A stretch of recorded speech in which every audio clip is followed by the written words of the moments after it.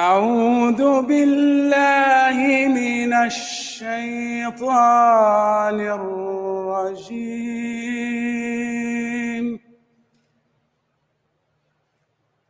بسم الله الرحمن الرحيم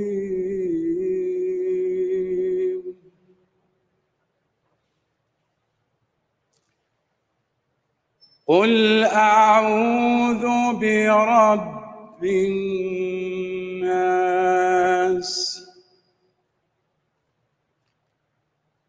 قل أعوذ برب الناس ملك الناس إله الناس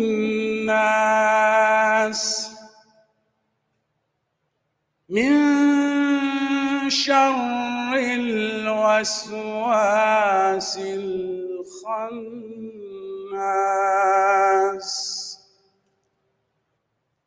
الذي يوسوس في صدور الناس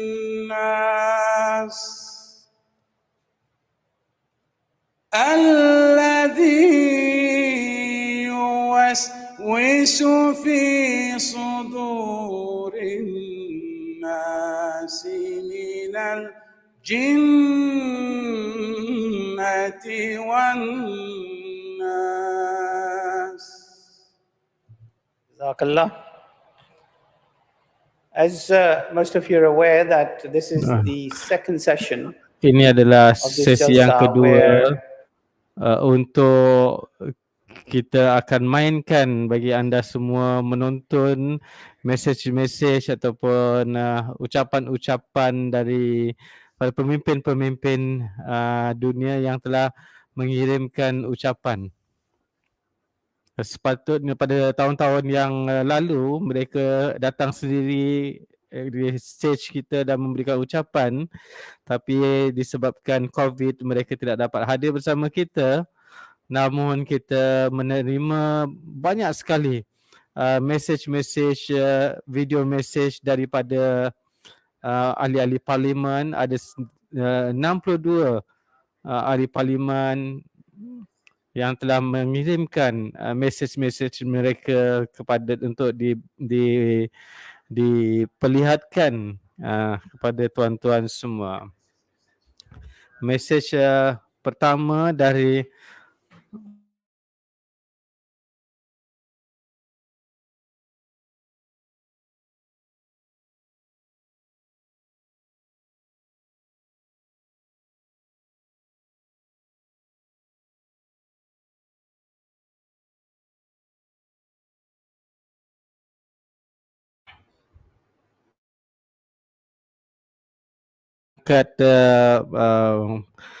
penginayaan terhadap jemaat kita di Pakistan. Kita akan dengarkan mesejnya. Jadi ini bahasa Inggeris, tuan-tuan semua boleh faham being with you insyaAllah. in previous years, where you've been joined by representatives from all over the world, well over 100 countries, around 35,000 people. I know that this year only UK members will be able to attend, but you'll nevertheless be joined virtually by the global community via your channel MTA. I remain hugely concerned about the persecution that Ahmadi Muslims continue to face, and this persecution is now following you into the online space. At the recent Freedom of Religion or Belief Ministerial, as a government, we stood in solidarity with you, and I'm grateful to you for hosting 2 events to highlight your own situation. But despite all of this, I'm always so inspired to see the work that you do here in the UK. Your charitable efforts are exemplary, and your work in building cohesive societies encapsulates your slogan of love for all, hatred for none. For more than a century, you've given so much to this country. Where you faced persecution and hate, you faced it down with compassion, and you've brought communities together. So I just want to thank you so much and send you all my best wishes. Jazakallah. The next 2 video messages are from faith leaders.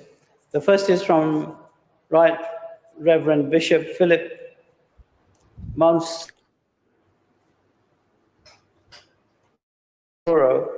and also as the chair of the Church of England's Partnership for World Mission. Bishop Philip is also the author of Independent Review for the Foreign Secretary on persecution of Christians and works with the Jamaat on freedom of religion. The second message is from Archbishop Angeles, OBE, who is the Archbishop of the Coptic Orthodox Church, serving as the head of the church in the UK. He has had the honor to meet with Hazur Anwar this year at Islamabad, and in 2015 received an OBE for services to international religious freedom. He works closely with the Jamaat in raising the issues of persecution of different faiths and communities. And let us now listen to these two messages. Dear friends in the Ahmadiyya Muslim community, I do want to send you this message of goodwill and friendship on the occasion of the Jalsa Salana this year. I do hope you have a wonderful time together. I know you're going to be slightly smaller than normal, but still 20,000 people, that's quite a gathering. So I do hope you have a wonderful time together. For me, engaging in this work around freedom of religion or belief over the last few years has brought a number of benefits and blessings. And one of them is the connections that it has enabled me to create with a number of faith communities around the country and internationally as well. And I do want to say that the friendship that I have received from the Ahmadiyya Muslim community has been a great gift, and I'm really grateful for the warmth of your support for the work that I have done. And I want to assure you of my commitment to you, to your liberty, to your freedom of religion, and the ability to practice your faith free and unfettered, both in this country and around the world as well. So I send you my best wishes and hope you have a wonderful time together. Thank you very much. Goodbye. Greetings to you all. I am so glad to be sending you a message once again at your convention. Not only am I sending this message as a friend, but I'm also very blessed to have visited your center and to see the community and to see the wonderful work that is being done. I wish you a very blessed convention, a very blessed gathering, and I pray that we together can work for the good of many around the world who will benefit from our gifts and our collaboration. Until I see you all again, every blessing to you, and I wish you a very successful conference.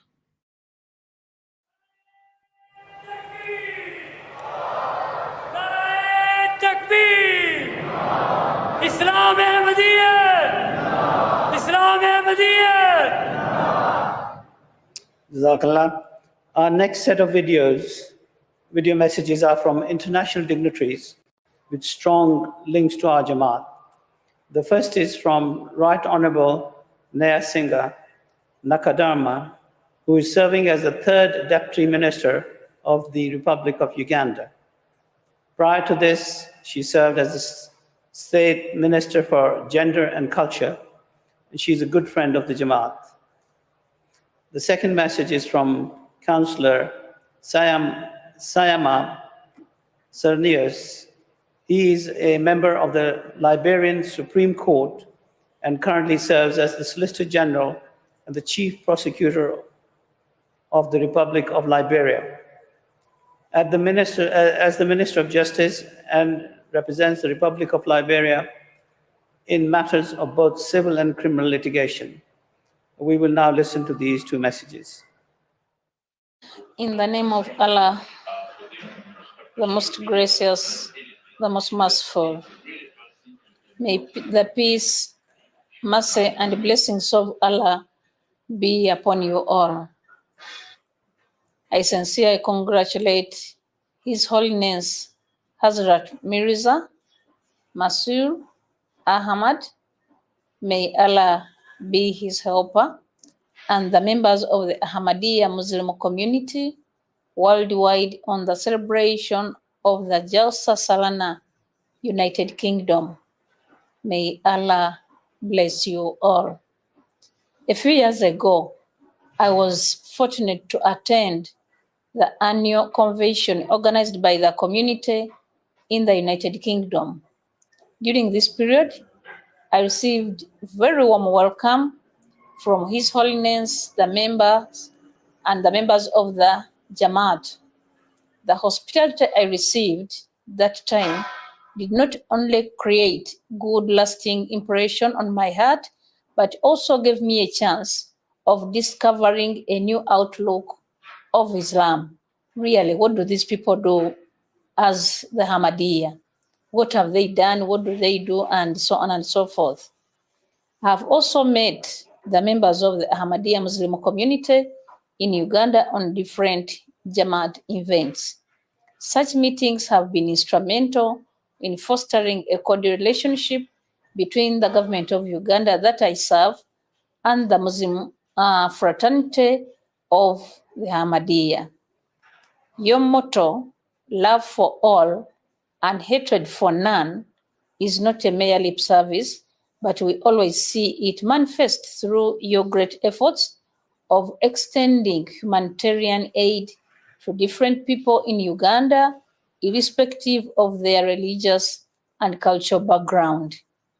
This year's annual convention comes at a time when the world is facing unprecedented challenges caused by unending conflicts between nations that are pushing humanity towards a catastrophic end. Therefore, the people of the world are duty-bound to pay great attention to the message of peace and love propagated by the Ahmadiyya Muslim community under the leadership of His Holiness Hazrat Mirza Masroor Ahmad. I'm fully aware of the immense contribution that Ahmadiyya is making both in the medical and agro community in Liberia. I want to say thank you and congratulations, because your occasion comes at a time when the entire world is at a crossroad. We're witnessing the commission of crimes of medieval ages in the 21st century, when humanity should be very much concerned about feeding the human race, or those who have the means and power should be concerned about feeding the human race. Your prayer at Jalsa Salana is the surest way to bring humanity together. And the fact that Jalsa Salana has become a symbol of bringing people of diverse socio-economic background together on a single plate into a single platform, and is used as a means of rallying on common ideas to produce common results. I think Jalsa Salana is the surest way for anyone seeking peace in the world. I want to say thank you very much. I am gratified by this occasion, and I'm happy, and this is why I'm speaking to you. Thank you. I look forward next year. I hope to attend physically and in person Jalsa Salana, which I look forward to, and I believe is the surest way for world peace. Thank you. Jazakallah. Continuing with the video message from international dignitaries, we'll now have three messages. Firstly, Honorable Michael Wood, who is the Minister of Transport and Immigration and Workplace Safety in New Zealand. He has previously served as the Deputy Leader of the House and has worked closely with the Jamaat for many years and has attended our events in New Zealand.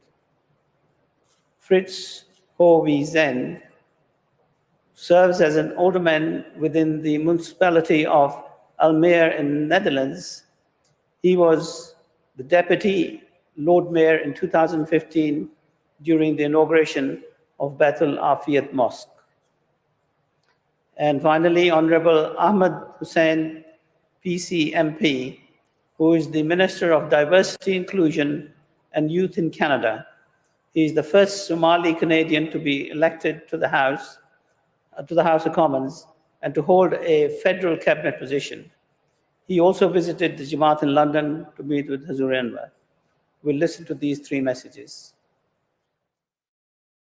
Salaam alaikum and kia ora koutou katoa from New Zealand.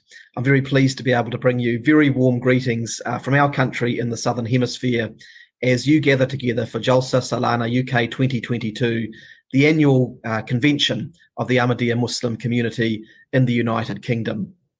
I've had the real pleasure over many years of working with our Ahmadiyya Muslim community here in New Zealand, and I've consistently been impressed by the dedication of the community to focus on meaningfully building the conditions for peace, inclusion, the combating of violent extremism, and of course for fostering productive and meaningful dialogue between people of different faiths and across different communities. We live in an unsettled world in challenging times, and so it has never been more important that people from across different faiths and cultures are able to understand one another and are able to engage in peaceful dialogue, and even better, to learn from one another, which has always been my experience. So again, I commend the Ahmadiyya Muslim community for that ongoing mission, for that ongoing work here in New Zealand, in the United Kingdom, and around the world. And I hope that your convention this year can be a successful one, which furthers those outcomes in pursuit of a peaceful and inclusive world. So once again, thank you for the opportunity to say a few words. I do wish you very well for your convention this year.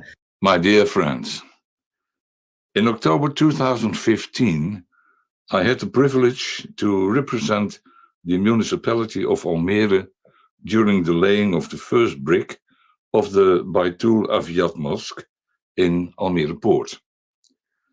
As Deputy Lord Mayor, I was even more privileged to sit next to His Holiness Mirza Masroor Ahmad. Today, we are proud to have a beautiful building in our town.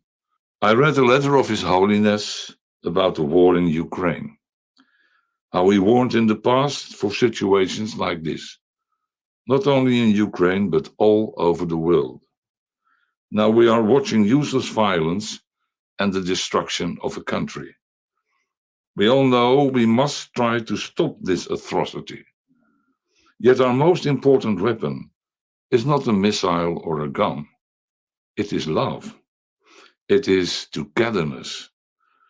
I know that the Ahmadiyya community preaches exactly that. Love for everyone, hatred for no one. That's why I'm proud of being asked to say a few words on the occasion of your Congress. I wish you all a very useful meeting and above all, much love. Assalamu alaikum and peace be upon you. My name is Ahmed Hussain, Member of Parliament for York Southwestern and Canada's Minister for Housing and Diversity and Inclusion. Congratulations on the 56th annual Jalsa Salana in the UK. This is a tremendous achievement, 56 years of bringing the community together and working even harder on humanitarian and peace activities around the world. I had the honor of joining the Right Honorable Justin Trudeau, Prime Minister of Canada, at the annual Jalsa Salana Canada, where we thanked the community on all its efforts to contribute to humanitarian activities around the world and peacemaking, especially now in such a turbulent era. Congratulations on everything that you do, and here's to us hoping that you continue your efforts of making a better world. Thank you very much, and congratulations once again to the organizers, and here's hoping that you have a successful annual Jalsa Salana UK. Assalamu alaikum.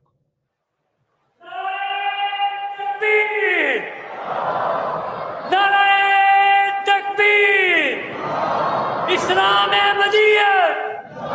Islam Ahmadiyya! Takbir!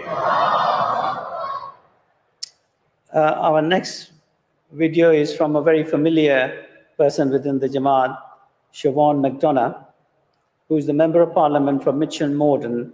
This is, of course, the home to Baitul Futuh Mosque. She is also the chair of the APPG, the Ahmadiyya Muslim community in Parliament, and she has chaired this group for the last 12 years. Siobhan has tabled debates in Parliament and also chaired 2 inquiries into the persecution of Ahmadi Muslims, followed by the publication of the APPG's first ever report into Ahmadiyya Muslim persecution. We'd now like to listen to this message. In Westminster, I'm proud to have recently been re-elected as the chair of the all-party parliamentary group for the Ahmadi Muslim community. As a group, we continue to work cross-party to raise religious persecution and hate with the government, most recently at the International Ministerial Conference on Freedom of Religion or Belief held in London. The conference brought together governments, parliamentarians, faith and belief representatives, and civil society to urge increased global action on freedom of religion or belief for everyone. No one should be discriminated because of their religious beliefs. That's why the continuing reports of persecution around the world towards the Ahmadi community must be condemned loud and clear. I look forward to hearing of the success once again of Jalsa Salana, and may I take the opportunity to thank you for your continued and extraordinary charitable efforts that support so many people and causes. Thank you and best wishes to all. Jazakallah. Our next two video messages are from UK dignitaries. The first one is from Councillor John Ward, who currently serves as the Mayor of Waverley. Waverley is the borough that is home to Islamabad in Tilford. He has recently met with His Anwar at Islamabad and attended the Jamaat's Platinum Jubilee dinner. He's a very good friend of the Jamaat and takes a keen interest in our affairs. The second is from Vice Admiral Andrew Burns, CB OBE, who is the Fleet Commander for the Royal Navy and also serves as the Chief Naval Warfare Officer. We've had strong links with the armed forces in the UK, and in 2019, the head of the Navy attended Jalsa Salana. We are delighted to receive this message from the Vice Admiral this year. We shall listen to these two messages. Assalamu alaikum. Having had the privilege of addressing you in person twice before, I hope that my virtual words will also convey the great warmth and respect that I and the Borough of Waverley feel towards the Ahmadiyya community. Your headquarters, located at Islamabad in Tilford, makes a very welcome addition to the diversity of my borough. When I attended your recent celebration for the Platinum Jubilee of Her Majesty, I was granted a private tour of the Mubarak Mosque, and I was most impressed by its stunning architecture, complemented by its simplicity and peacefulness. After that, I was granted the great privilege of a private audience with His Holiness, when I was able to personally thank him for the great efforts that you make to help our community, particularly that of your young people who regularly help Farnham clean up things in the town in advance of Britain in Bloom judging. My respect for you increased when I read the theme for this year's Jalsa, Serving Humanity and Establishing Peace, which is so vital in today's troubled world. Your main core of belief, love for all, hatred for none, fits in so well with the Christian commandment to love your neighbor.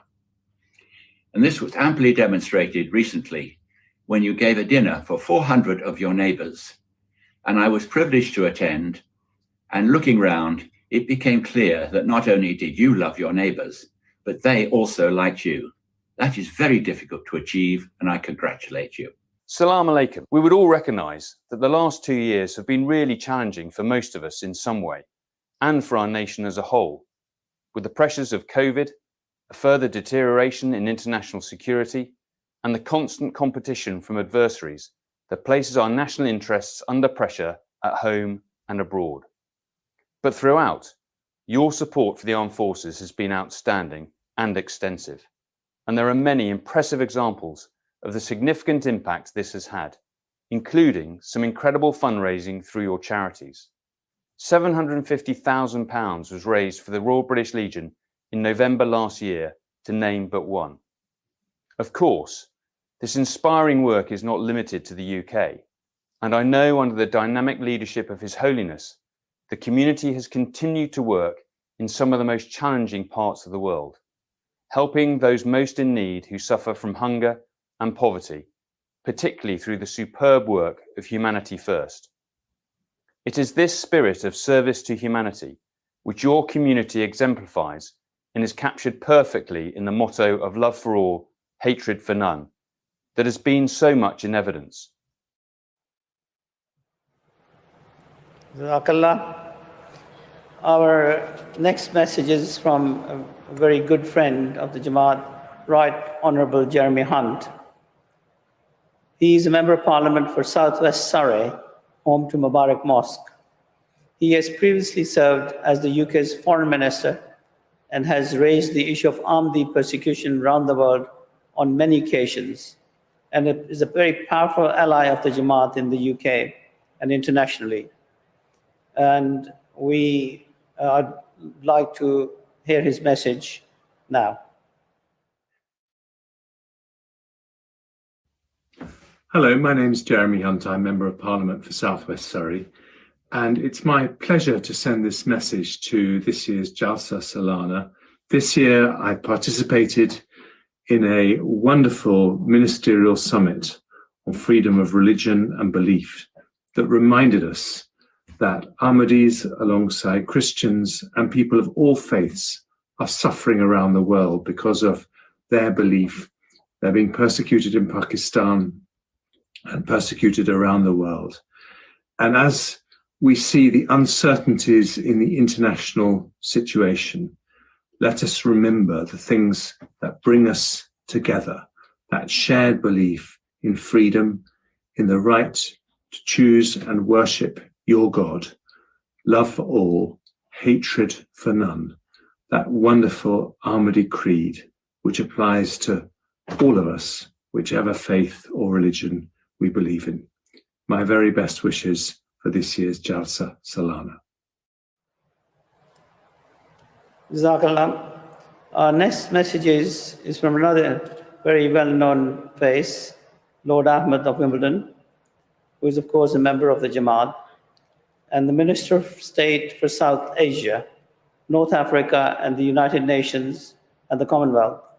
He recently hosted the UK government's ministerial on freedom of religion and belief in London, and is a very dear brother and a friend, and one of the longest serving ministers in the Foreign Office and Commonwealth Office. We would like to listen to his message. Beloved Hazur, my dear brothers and sisters, Assalamu alaikum wa rahmatullahi wa barakatuhu.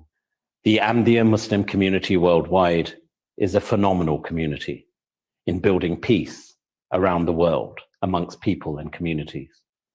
This flourishing association of men and women, girls and boys, of which I'm blessed to be a part of, through their words, through their actions, give a living, working example of love and peaceful coexistence between all faiths.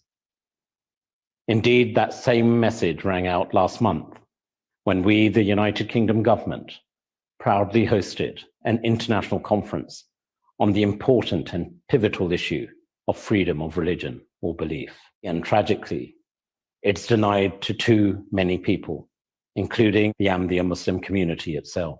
I was truly delighted, therefore, that beloved Hazur, Hazrat Mirza Masroor Ahmad, Hayyadullah Ta'ala Minister Aziz, sent a special video message to this government conference calling for this core right to be protected for everyone, everywhere. A message of peace, love, not just tolerance, but respect, which resonated strongly with all those who attended and beyond.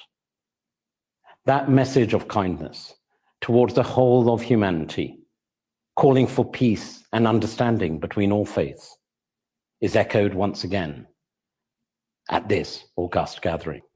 Jalsa Mubarak, and I wish you all great peace and joy on behalf of all of us within the UK government.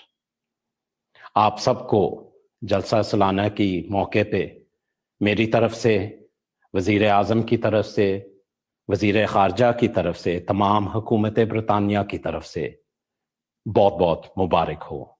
जलसा मुबारक। Jazakallah. Takbir!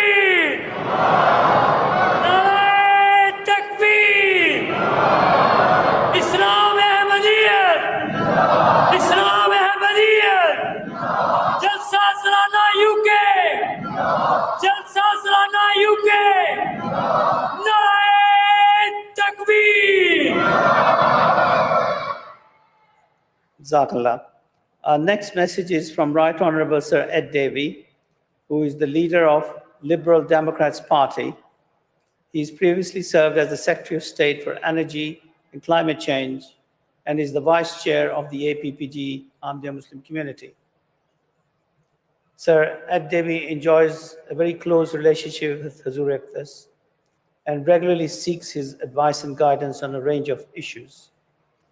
He regularly raises the issue of the Ahmadiyya Muslim in Parliament and other platforms. He's a very good personal friend, a very good friend of the community. I would like to listen to his message next. Assalamu alaikum. I want to send my very best wishes to everyone taking part in this year's Jalsa Salana, the 56th Jalsa. Jalsa is such a joyous occasion, bringing together members of the Ahmadiyya Muslim community from every corner of the world. After 2 difficult years with COVID restrictions, the joys of meeting face-to-face as a large group are immeasurable, and there's no place better for this than Jalsa Salana. So thank you for letting me send this short message of support on behalf of my political party, the Liberal Democrats. There's clearly so much for us all to celebrate this year, and I want to say thank you to the whole community. Thank you for all the amazing charitable work you do, from Humanity First to the hands-on help so generously offered time and again, not least by the youth movement. Thank you for getting involved in so many community events, from selling poppies ahead of Remembrance Sunday to organising street parties for this year's Platinum Jubilee celebrations for our Queen. And thank you, above all, to His Holiness for his advice and guidance to me, but especially for his global leadership for the cause of peace in our troubled world. That's why we must also remember that millions of Ahmadis around the world still face persecution and discrimination on a daily basis, especially in Pakistan, where targeted killings, the desecration of mosques are now shockingly commonplace. The Liberal Democrats and I will continue to hold the UK government to account and work with them cross-party to make sure our country is doing all that we can to combat the persecution of Ahmadis wherever it occurs. So, to everyone at the Jalsa Salana, I'm wishing you all the best and hoping to join you in person soon. Thank you and enjoy. Jazakallah. And as I mentioned earlier, we've had so many messages that it is not possible to show all of the messages that we've received. But finally, we have organized a collection of 23 dignitaries in one video message. Given the time constraints, this will include parliamentarians, mayors, and councillors. And I'll just name a few of the people who have been included in this video presentation. Right Honourable Hilary Benn, MP for Leeds Central. Councillor Jeremy Akabeshi, the Mayor of Wandsworth. Councillor Robert Aldrich, Lord Provost of the City of Edinburgh. Dean Russell, Member of Parliament for Watford. Francesco Sorbara, MP for Vaughan, Woodbridge from Canada. And Abdul Hamid Kouaknou, the Prime Minister of Kokoi Kingdom in Uganda. So this presentation has been selected from the vast number of video messages that we received, and we should now listen to the presentations.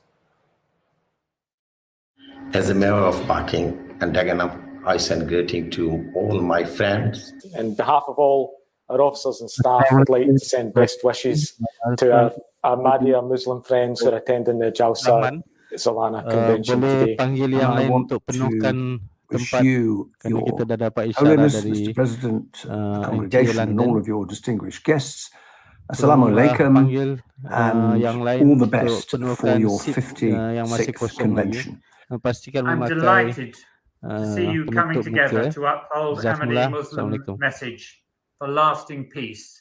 Your community across the borough of Richmond has shown immense resilience and cohesiveness. We are here to support all our residents, and we share your ethos of love for all, hatred for none. It was a pleasure to have you at our side during our Jubilee Beacon lighting celebration. I'm absolutely delighted to send greetings जो and अब best अभी wishes इस वक्त as you gather नीचे to हैं mark the Betul Rahman 56th के नीचे Jalsa हैं Salana. उनसे I've दरख्वास्त seen है the कि work that you hall do में आ जाए firsthand for our community, whether और it be going जो out खाली सीट है volunteering उसको with पूरा me, कर ले whether it be the जल्दी support से with the youth क्योंकि groups, and थोड़ी in देर बाद particular ही your सवारी football शुरू tournaments करेंगे that I was वज़ू का overjoyed to go and visit, इख्तितामी but खिताब also just the love and care that you give to your own community, but across the board around the world. The support and engagement that the police have received from the Ahmadiyya Muslim community has been extremely valuable to us and is greatly appreciated. I recently attended the Jalsa Salana in Canada after its 2-year hiatus due to the COVID-19 pandemic, and it was refreshing for me to return to the vibrant atmosphere of the Jalsa Salana. I am certain the Jalsa Salana in the UK, with its over 30,000 attendees, will be a phenomenal experience, especially in the presence of the world head of the Ahmadiyya Muslim community, His Holiness Hazrat Mirza Husroor Ahmed. As you gather here together to celebrate your faith in Islam, I would like to inform you that our kingdom extremely commends your community for the tremendous work. As a kingdom, my people and the king as well, we are more supportive to the programs that are arranged through our Jamaat Ahmadiyya. I've never seen where thousands of people gather and no one person complain, no one yell at another person. This is a unique religion, and I think that other religions should look at the Ahmadiyya Muslim to copy this kind of relationship that should exist among and between members of the same organization. We're so grateful for the difference that you make, and it's certainly the case that this year you will have much to talk about at your convention. We are immensely grateful for your kindness and generosity, which has meant that the partnership has raised over £34,000. We were thrilled to accept the generous Eid gifts to our 9 hospices across the UK, from Glasgow to Bradford to West Midlands to London. It is a pleasure to say that Muslim television, Ahmadiyya International, is indeed a great source of knowledge in our contemporary world, preaching the true message of Islam and shattering all the negative allegations against Islam and Ahmadiyya. Through MTA, we feel present at the Jalsa Salana in the United Kingdom. And at this time of crisis, during the cost of living crisis, you're out there helping people within our community who are desperately in need of support and love. I stand in solidarity with the Ahmadiyya community against the continuing discrimination and persecution that they face. And we do everything we possibly can in Parliament, working across all political parties to ensure that the Ahmadiyya voice is heard, but also that action is taken to both protect them, but also promote the values that they stand for.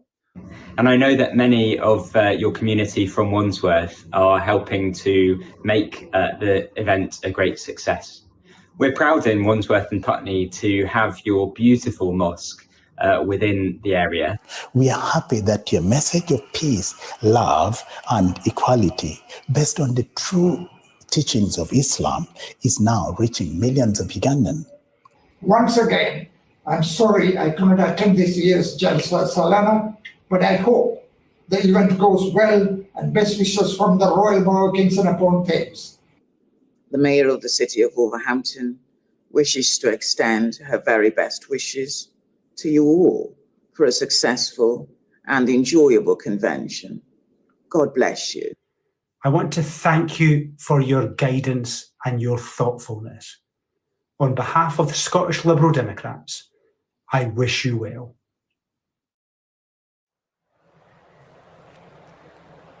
Jazakallah. So that brings us to the end of the video presentations. And now we will be getting ready for the arrival of Huzur Anwar.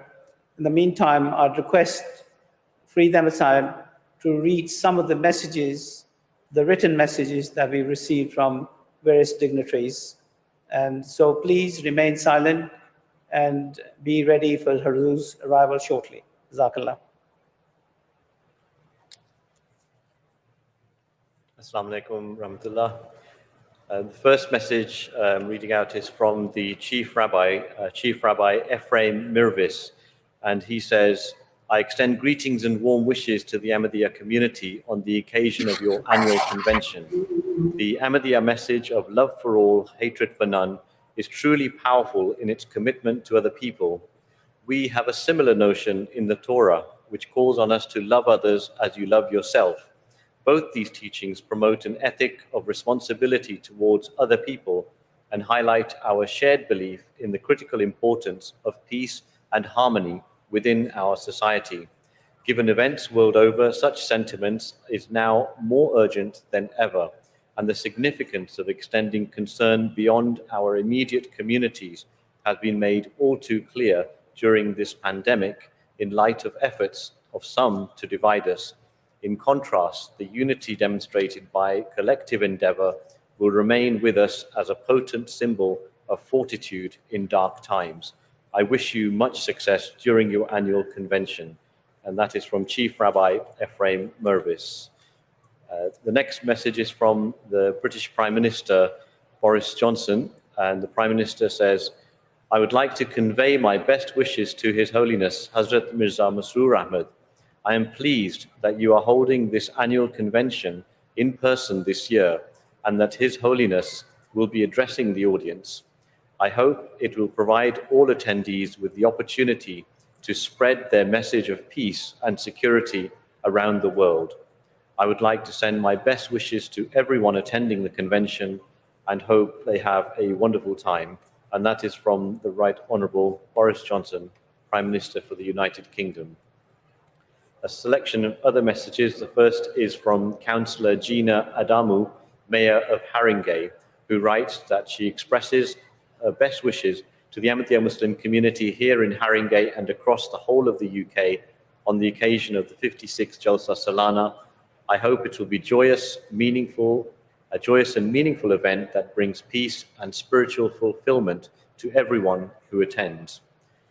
The next message is from Elizabeth Harris, Vice President of the Board of Deputies of British Jews, and she writes, the Board of Deputies of British Jews is delighted to send warm wishes to the Ahmadiyya community on the occasion of the 56th Jalsa Salana. At the International Ministerial Conference in London, both our communities were represented. It was clear that as people of faith, we need to come together in support of one another. We know that this is a priority for your community as much as it is for our community, and we wish you every success. The next message is from Preet Gill MP, the Shadow Cabinet Minister for International Development and the co-chair for the All-Party Parliamentary Group for International Religion, Freedom of Religion or Belief, and a Member of Parliament for Edgbaston. She says the Ahmadiyya Muslim community has long championed the peaceful revival of Islam and has undertaken important work in building cohesive societies and harmony among all people, regardless of belief or background. Thank you for all you do in your respective communities. I wish you a successful event filled with peace and prayers. We also have a message from Her Majesty Lord Lieutenant, the Queen's representative of West Yorkshire, Ed Anderson, CBE. And he writes, I'm aware of and commend the various activities undertaken by the Ahmadiyya Muslim Association in Huddersfield. These include tree planting, blood donation, town centre cleaning, homeless feeding, and poverty relief, all carried out with an ethos of interfaith working. I wish you and your colleagues well for an uplifting Jalsa Salana. We also have a message from Jason McCartney, Member of Parliament for Colne Valley, and also a vice chair of the all-party parliamentary group for the Ahmadiyya Muslim community. And he writes, I am so proud to represent such a fantastic and hard-working community in the Houses of Parliament. The Ahmadiyya community in Huddersfield and Colne Valley are truly inspirational with their ceaseless work to improve and support our community, whether it's tree planting, blood donations, poverty relief, or many other activities. The community works for the benefit of all, and I personally am incredibly grateful to my local community. I wish you the best for the 56th Jalsa Salana.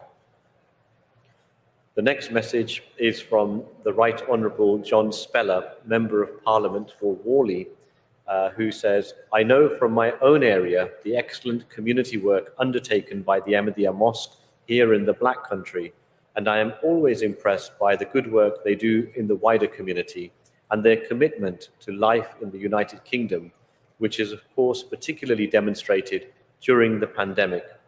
All of this clearly demonstrates the positive ethos of your faith here and around the world, and I know is continuing as we return to normal times. And he wishes the very best for a successful event, and he also commits to working for the community, especially the challenging situation of persecution of Ahmadi Muslim community around the world. We also have a message from Anna McMorrin, Member of Parliament for Cardiff North, and she writes, Assalamu alaikum. As Cardiff North's Member of Parliament, I am proud to support the Ahmadiyya Muslim community Cardiff chapter as it celebrates the 56th Jalsa Salana. As we reflect on this year's theme, I want to thank the Cardiff Muslim community here for all its efforts in the service of humanity, working to establish peace and spread love rather than hate wherever we are in the world. The next message is from Councillor Elisa Fleming, the Mayor of Croydon, and she writes, at a time of growing uncertainty, your message of peace and tolerance is vitally important. Interfaith events such as your annual Peace Symposium that brings together people from across civil society, as well as your tireless efforts in raising millions of pounds for British charities, whether it be through your peace walks or Humanity First telethons, it is truly inspiring and shows your commitment to serving humanity across the world. I know that in Croydon alone you have done much in the fight against COVID, and I want to thank you for your persistent efforts to grapple with the adverse impact of the pandemic, whether that be through volunteering, raising funds for charity, or donating to food banks. We are also proud to have the Beit al-Saban Mosque in the borough, which hosted a street party as part of the celebrations for Her Majesty's Jubilee. Your motto, love for all, hatred for none, shines from all you do, and I wish you a successful Jalsa Salana. The next message is from Lynn Brown, Member of Parliament for West Ham, and she writes, I would like to send my warmest congratulations to the Ahmadiyya community for the organisation of another Jalsa Salana, and I am delighted that this has been able to be held safely after the pandemic. I know that Jalsa is a time of peace, prayer, and reflection, and I would like to extend my best wishes to the community in West Ham who contribute so much to our local area through charitable works and, of course, to all beyond our boundaries. And the next message is from Jeff Smith, Member of Parliament, and he writes, he extends his best wishes to the Jamaat on the 56th Jalsa Salana and says, after the unprecedented couple of years we have all experienced, it is wonderful for communities to come back together. I wish all those who are able to celebrate to have a safe and happy weekend. These conclude the selection of messages received for the Jalsa Salana. Jazakallah.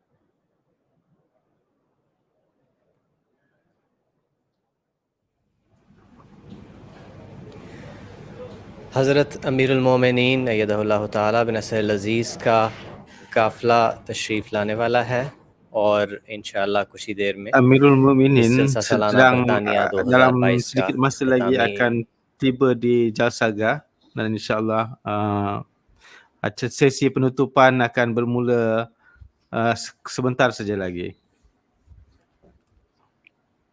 Jadi diharapkan tuan-tuan semua bersiap penuh, tolong penuhkan hall.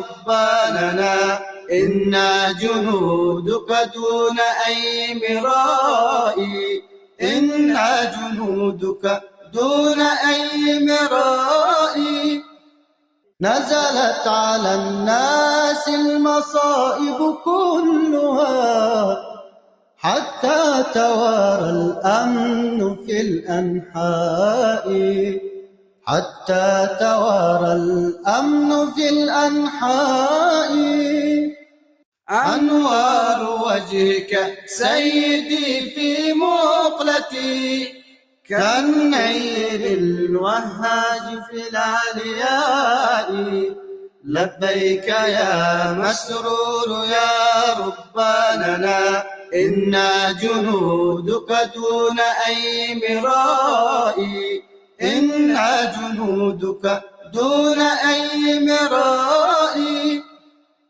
كل الفضائل في سماك تلألأت ألوانها ببريقك الوضاء سحب الغموم تحوم في أجوائنا وسناك يكشف غمة الأجواء لبيك يا مسرور يا رباننا إنا جنودك دون أي مرائي إنا جنودك دون أي مرائي أنوار وجهك سيدي في مقلتي كالنير الوهاج في العلياء لبيك يا مسرور يا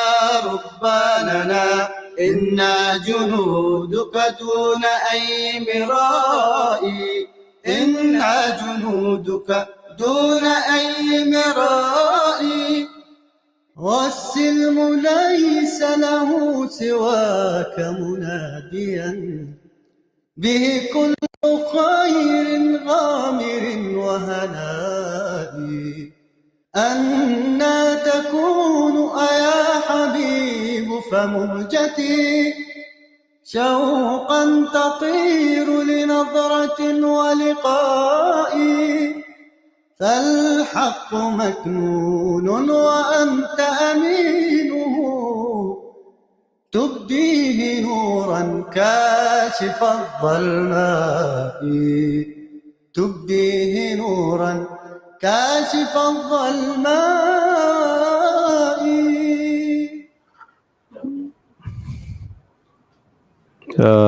Kafilah Huzur telah tiba di Jalsa dan insyaAllah dalam sedikit masa lagi kita akan mulakan sesi penutupan Jalsa United Kingdom 2022.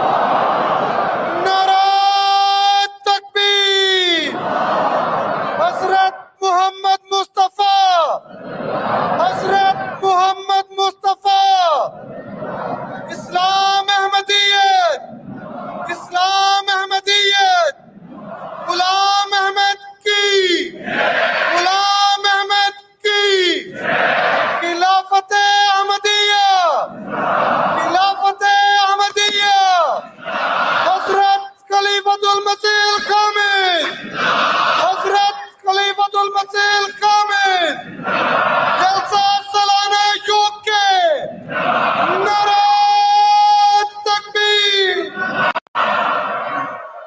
السلام علیکم ورحمۃ اللہ وبرکاتہ. تشریف رکھیں. Wabarakatuh, sila duduk.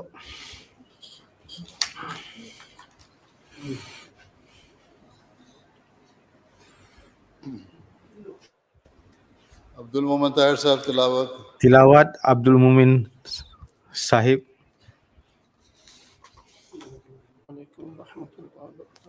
Waalaikumsalam warahmatullahi wabarakatuh.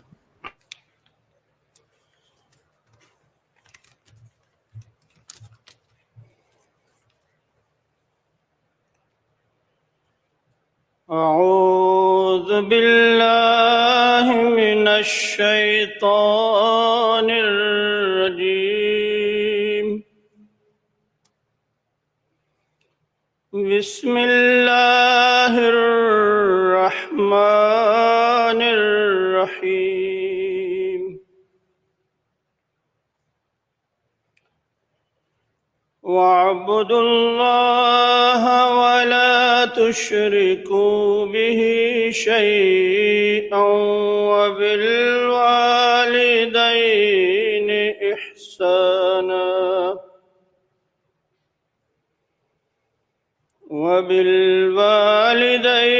إحسانا وبذي القربى واليتامى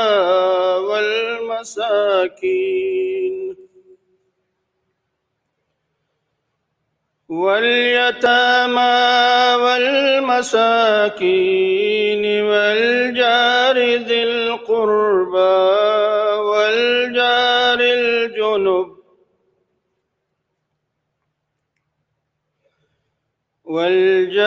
الجنب والصاحب بالجنب وابن السبيل وما ملكت أيمانكم إن الله لا يحب من كان مختالا فخورا الذين يبخلون ويأمرون الناس بالبخل ويكتمون ما آتاهم الله من فضله وأعتدنا للكافرين عذابا مهينا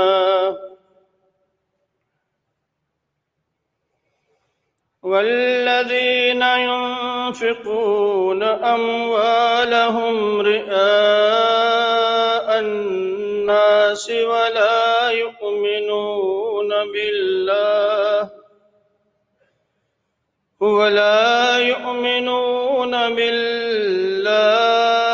ولا باليوم الآخر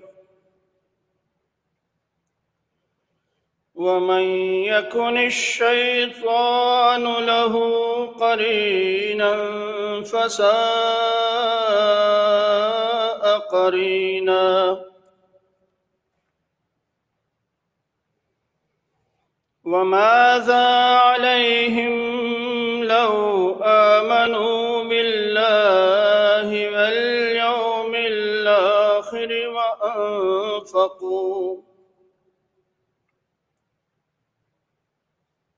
وأنفقوا مما رزقهم الله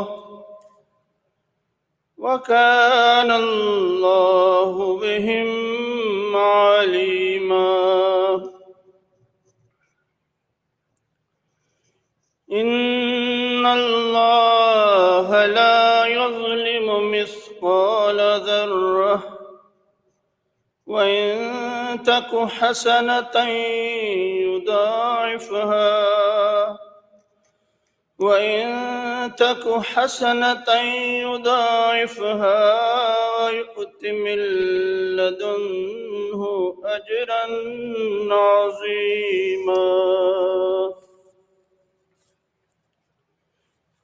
ये सूरह निसा की आयत An-Nisa 37 ayat से 37 hingga 41 yang baru ditilawatkan tadi. Terjemahannya yang berbunyi sebagai berikut. Dan sembahlah Allah dan janganlah kamu mempersekutukan sesuatu dengannya. Dan berbuat baiklah kepada ibu bapa dan kaum kerabat dan anak-anak yatim dan orang-orang miskin dan jiran yang memiliki hubungan kekerabatan serta jiran yang tidak memiliki hubungan kekerabatan dan handai taulan dan para musafir dan mereka yang dimiliki oleh tangan kananmu. Sesungguhnya Allah tidak menyukai orang-orang yang sombong dan membanggakan diri, yakni orang-orang yang bakhil dan mengajar manusia supaya berlaku bakhil dan menyembunyikan apa yang diberikan Allah kepada mereka daripada kurnia-Nya. Dan kami telah menyediakan bagi orang-orang kafir azab yang menghinakan. Dan orang-orang yang membelanjakan harta mereka supaya dilihat oleh manusia, dan mereka tidak beriman kepada Allah dan tidak pula kepada hari akhirat. Dan barang siapa yang menjadikan syaitan sebagai kawan bagi dirinya, maka dia adalah seburuk-buruk kawan. Dan apalah susahnya bagi mereka seandainya mereka beriman kepada Allah dan kepada hari akhirat dan membelanjakan dari apa yang telah direzekikan Allah kepada mereka. Dan Allah Maha mengetahui keadaan mereka. Sesungguhnya Allah tidak menzalimi walau sebesar zarah sekalipun. Dan jika ada satu kebaikan, Dia melipat gandakannya dan memberi ganjaran yang besar dari sisinya.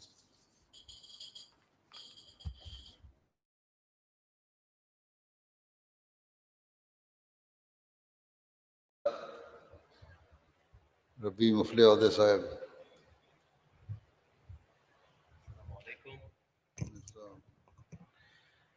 قصيدة لحضرة الإمام المهدي والمسيح الموعود عليه السلام في مدح سيده وحبيبه النبي الأكرم صلى الله عليه وسلم.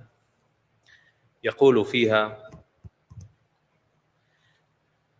يا قلبي اذكر أحمدا عين الهدى مفني العدا برا كريما محسنا بحر العطايا والجدى بدر منير زاهر في كل وصف حمدا إحسانه يسبي القلوب وحسنه يروي الصدى الظالمون بظلمهم قد كذبوه تمردا والحق لا يسع الورى إنكاره لما بدا اطلب نظير كماله فستندمن ملددا ما إن رأينا مثله للنائمين مساهدا نور من الله الذي أحيا العلوم تجددا المصطفى والمجتبى والمقتدى والمجتدى جمعت مرابيع الهدى في وبله حين الندى نسي الزمان رهامه من جود هذا المقتدى اليوم يسعى النكس أن يطفي هداه ويخمدا والله يبدي نوره يوما وإن طال المدى كم من منازعة جرت بيني وأقوام العدا حتى انثنيت مظفرا وموقرا ومؤيدا يا أيها الناس اتقوا يوما يشيب ثوهدا آلامه ما تنقضي وأسيره ما يفتدى والله إني ما ضللت وما عدلت عن الهدى لكنني مذ لم أزل ممن إذا هدي اهتدى لله حمد ثم حمد قد عرفنا المقتدى كادت تعفيني ضلالات فأدركني الهدى يا صاح إن الله قد أعطى لنا هذا جدى هو ليلة القدر التي تعطي نعيما مخلدا يا قلبي يذكر أحمدا عين الهدى مفني العدا برا كريما محسنا بحر العطايا والجدى بدر منير زاهر في كل وصف حمدا إحسانه يصبي القلوب وحسنه يروي الصدى الظالمون بظلمهم قد كذبوه تمردا والحق لا يسع الورى إنكاره لما بدا اطلب نظير كماله فستندمن ملددا ما إن رأينا مثله للنائمين مساهدا لله حمد ثم حمد قد عرفنا المقتدى كادت تعفيني ضلالات فأدركني الهدى يا صاح إن الله قد أعطى لنا هذا جدى هو ليلة القدر التي تعطي نعيما مخلدا. السلام عليكم. ترجمہ حافظ سعید الرحمان صاحب.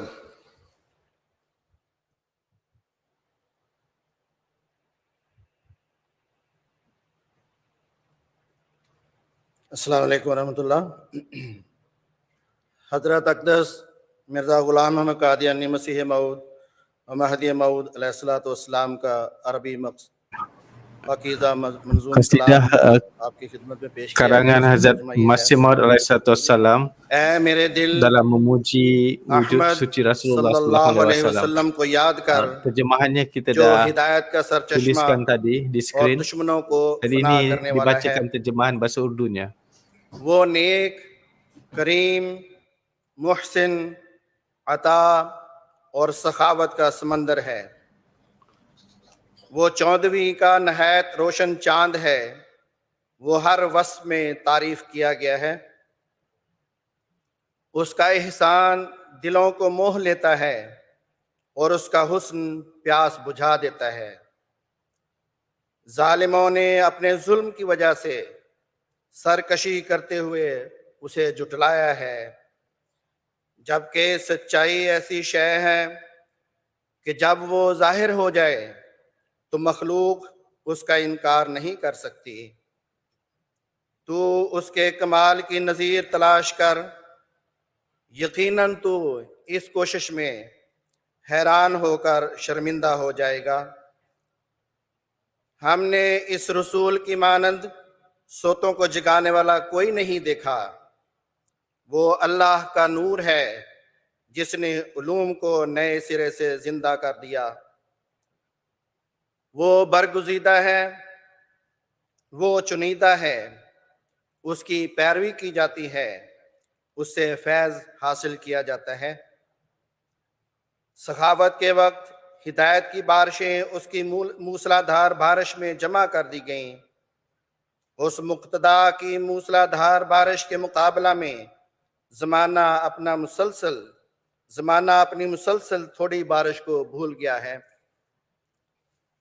آج کمینہ شخص کوشش کرتا ہے کہ اس رسول کی ہدایت کو بجھا دے اور ٹھنڈا کر دے، جبکہ اللہ تعالیٰ اس کے نور کو ایک دن ظاہر کر کے رہے گا، خواہ مدت لمبی ہی ہو جائے. کتنے ہی مقابلے ہیں جو میرے اور دشمن قوموں کے درمیان ہوئے، یہاں تک کہ میں ان مقابلوں میں کامیاب، معزز، مؤید ہو کر لوٹا. اے لوگو اس دن سے ڈرو جو ایک جوان کو بھی بوڑھا کر دے گا، اس دن کے دکھ ختم نہیں ہوں گے اور اس دن کے قیدی کو فدیہ دے کر چھڑایا نہ جا سکے گا۔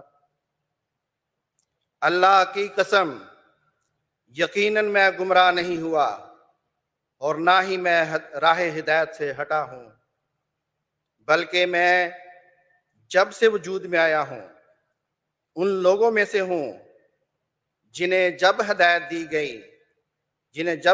دی جائے تو وہ ہدایت پا جاتے ہیں۔ اللہ ہی کی سب تعریف ہے، پھر تعریف ہے کہ ہم نے اس مقتدا کو پہچان لیا ہے۔ قریب تھا کہ گمراہیاں مجھے مٹا دیتی، پر ہدایت نے مجھے پا لیا۔ اے میرے ساتھی، بے شک اللہ تعالیٰ نے ہمیں یہ عطا بخشی ہے، وہ ایسی لیلۃ القدر ہے جو دائمی نعمت عطا کرتی ہے۔ جزاک اللہ۔ منظوم کلام حضرت مسیح علیہ السلام مصور Ahmad. Masih Maud alaihissalam, Musawir Ahmad.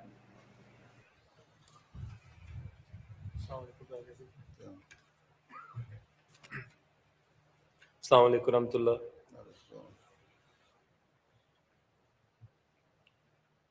جمال و حسن قرآن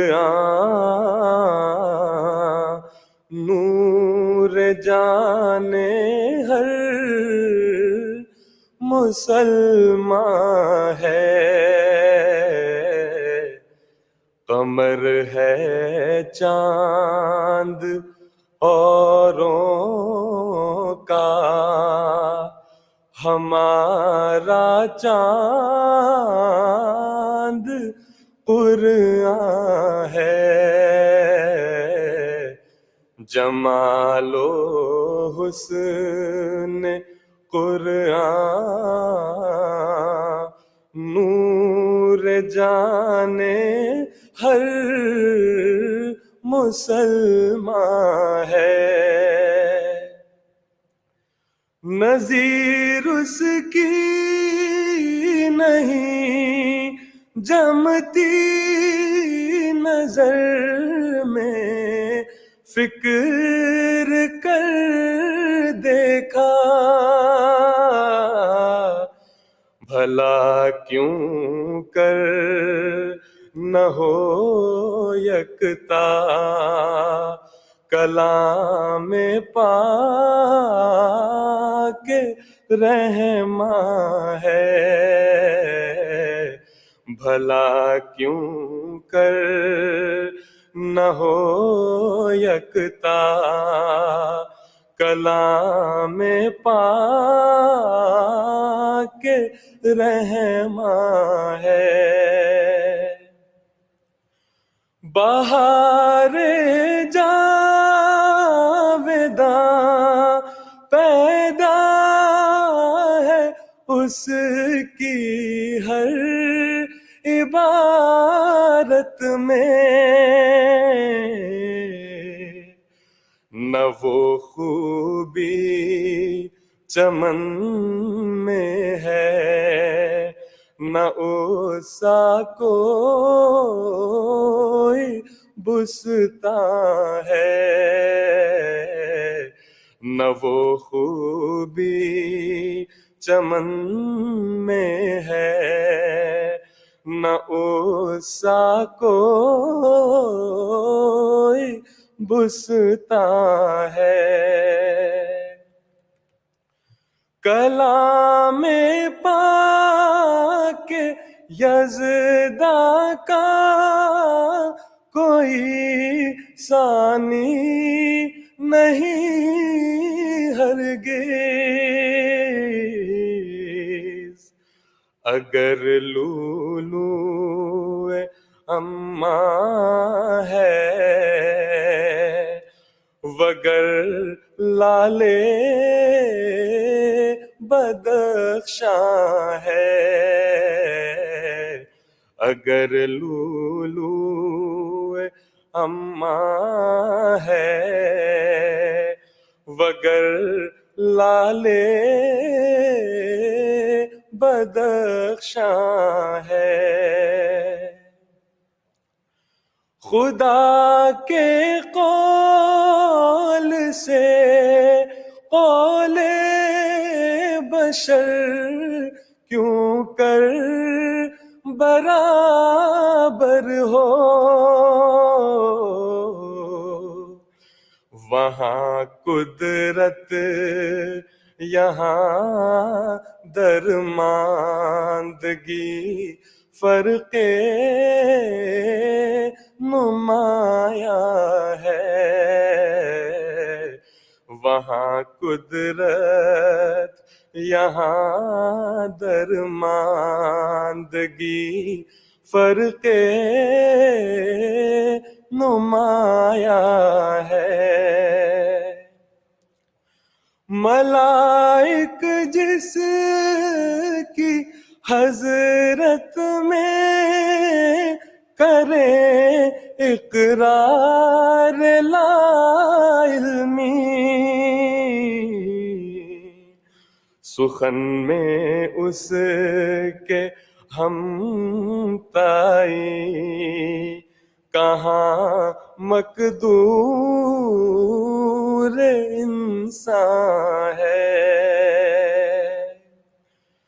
ارے لوگوں کرو کچھ پاس شان کبریائی کا.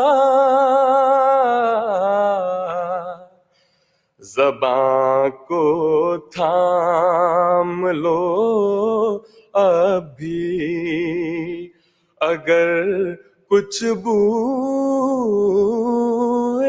ایمان ہے. زباں کو تھام لو ابھی اگر کچھ بوئے ایمان ہے. یہ کیسے پڑ گئے دل پر تمہارے جہل کے پردے. خطا کرتے ہو باز آؤ اگر کچھ خوف یزداں ہے. خطا کرتے ہو باز آؤ اگر کچھ خوف یزداں ہے. ہمیں کچھ کی نہیں بھائیوں نصیحت ہے غریبانہ.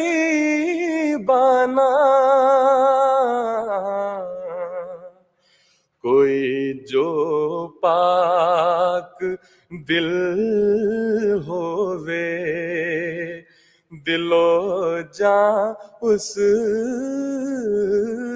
پہ قرباں ہے. کوئی جو پاک دل ہووے دل و جاں اس پہ قرباں ہے. قمر ہے چاند اوروں کا ہمارا چاند قرآن ہے. جمال و حسن قرآن نور جانے ہر مسلمان ہے.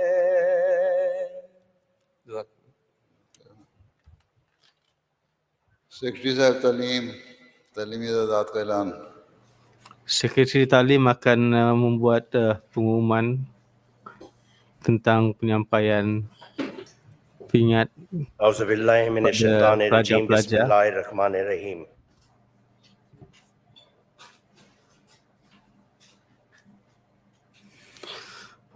Assalamualaikum warahmatullahi wabarakatuh.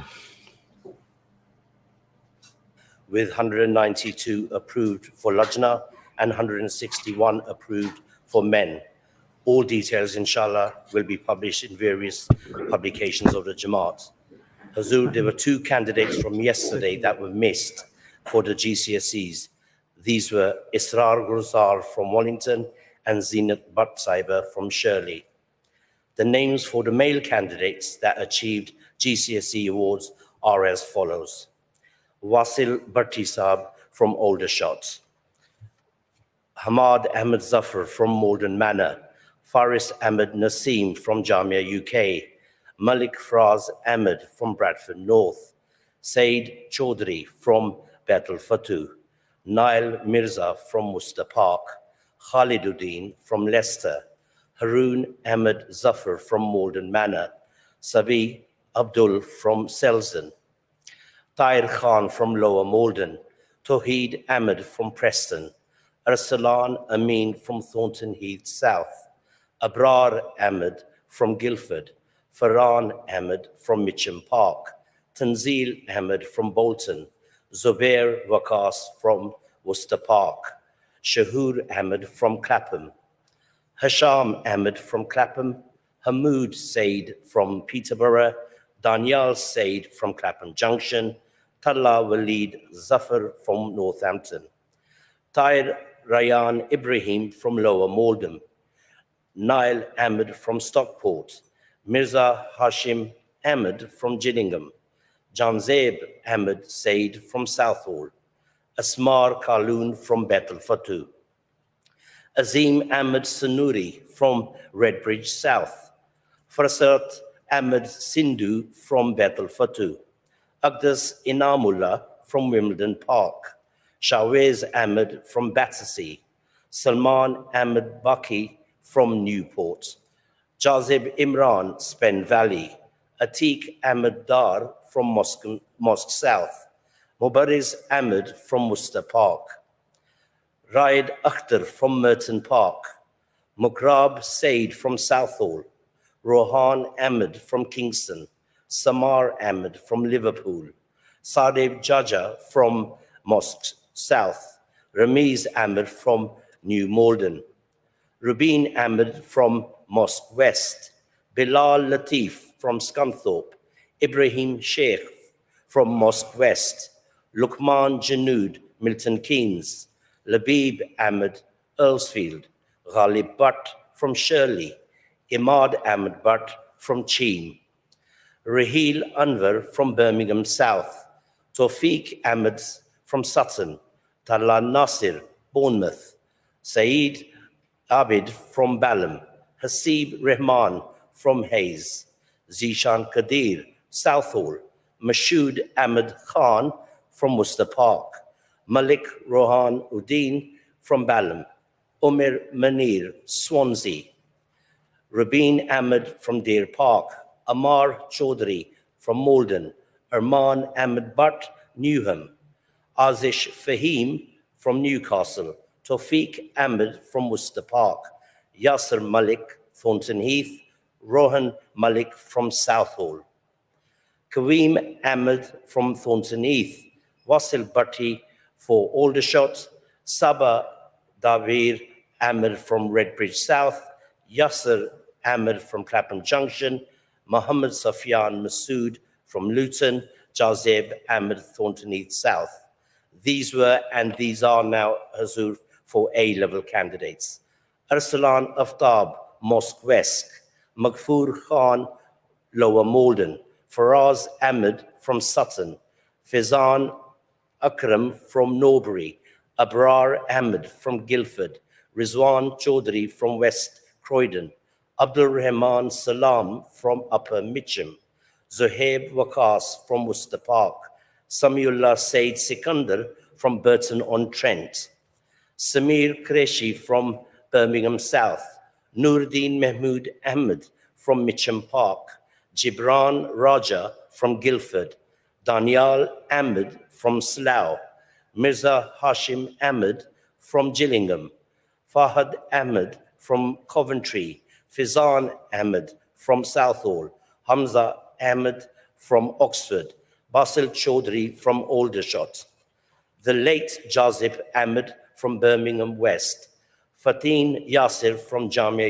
UK, Salik Aziz, Malden Park, Shazad Hashmi from Wandsworth, Zaheen Akram from Norbury, Adil Jengur Saab from Wimbledon South, Noyan Ahmed, Purley, Sheran Ahmed, Leeds, Salman Ahmed, Upper Mitcham, Waleed Ahmed from South Cheam, Mashood Ahmed, Rains Park, Nawab Ahmed, Southfields, Ghalib Butt from Shirley, Azim Ahmed Sanuri, Redbridge South, Taha Nadeem from Malden Manor, Azhar Mughal from Battersea, Nabil Jathol from Mosque West, Fizan Ahmed from Bradford South, Shazar Bashir Bajwa from Earlsfield, Wisham Ahmed from Cardiff, Tawfiq Ahmed Worcester Park, Tahir Farouk from Ewell, Yusuf Ahmed from Peterborough,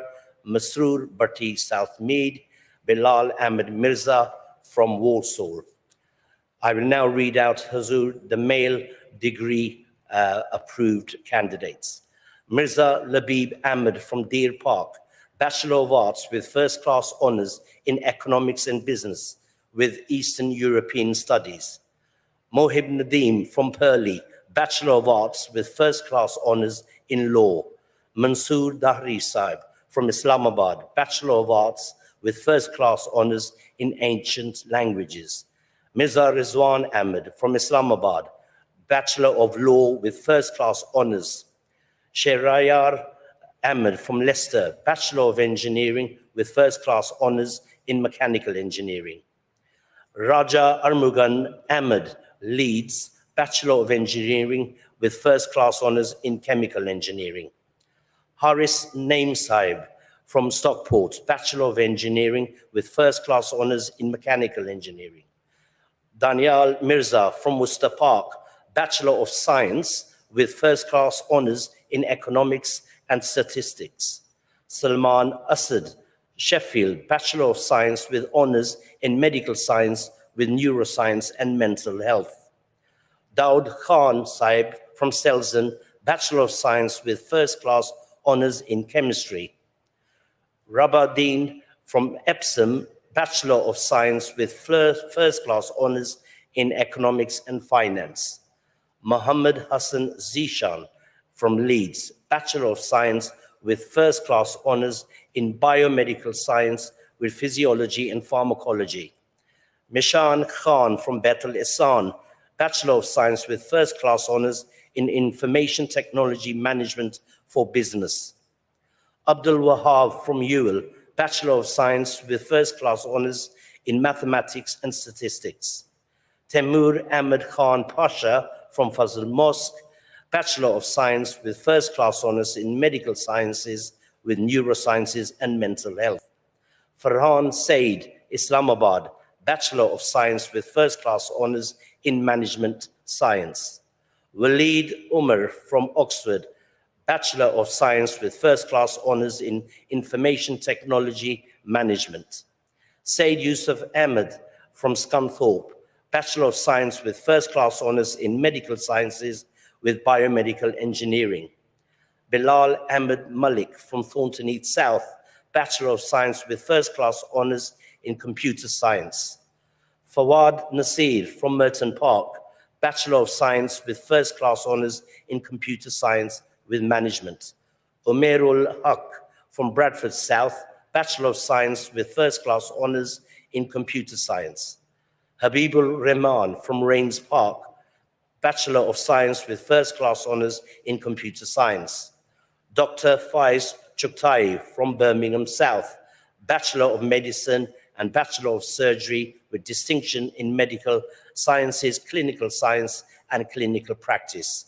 Dr. Hasib Arif from Leamington Spa, Bachelor of Medicine, Bachelor of Surgery, and Bachelor of Obstetrics. Haris Mirza from Purley, Master of Science with First Class Honours in Computer Science. Abdul Jalil from Clapham Junction, Master of Science with Distinction in Data Analytics. Aqib Rashid from Islamabad, Master of Science with First Class Honours in Computer Science. Raja Junaid Latif from Fazal Mosque, Master of Science with Distinction in Electrical Power and Control Engineering. Hassan Uz-Zaman from Scunthorpe, Master of Science with Distinction in Aerospace Engineering. Rizwan Muhammad from Thornton Heath Jamaat, Master of Natural Sciences with Distinction.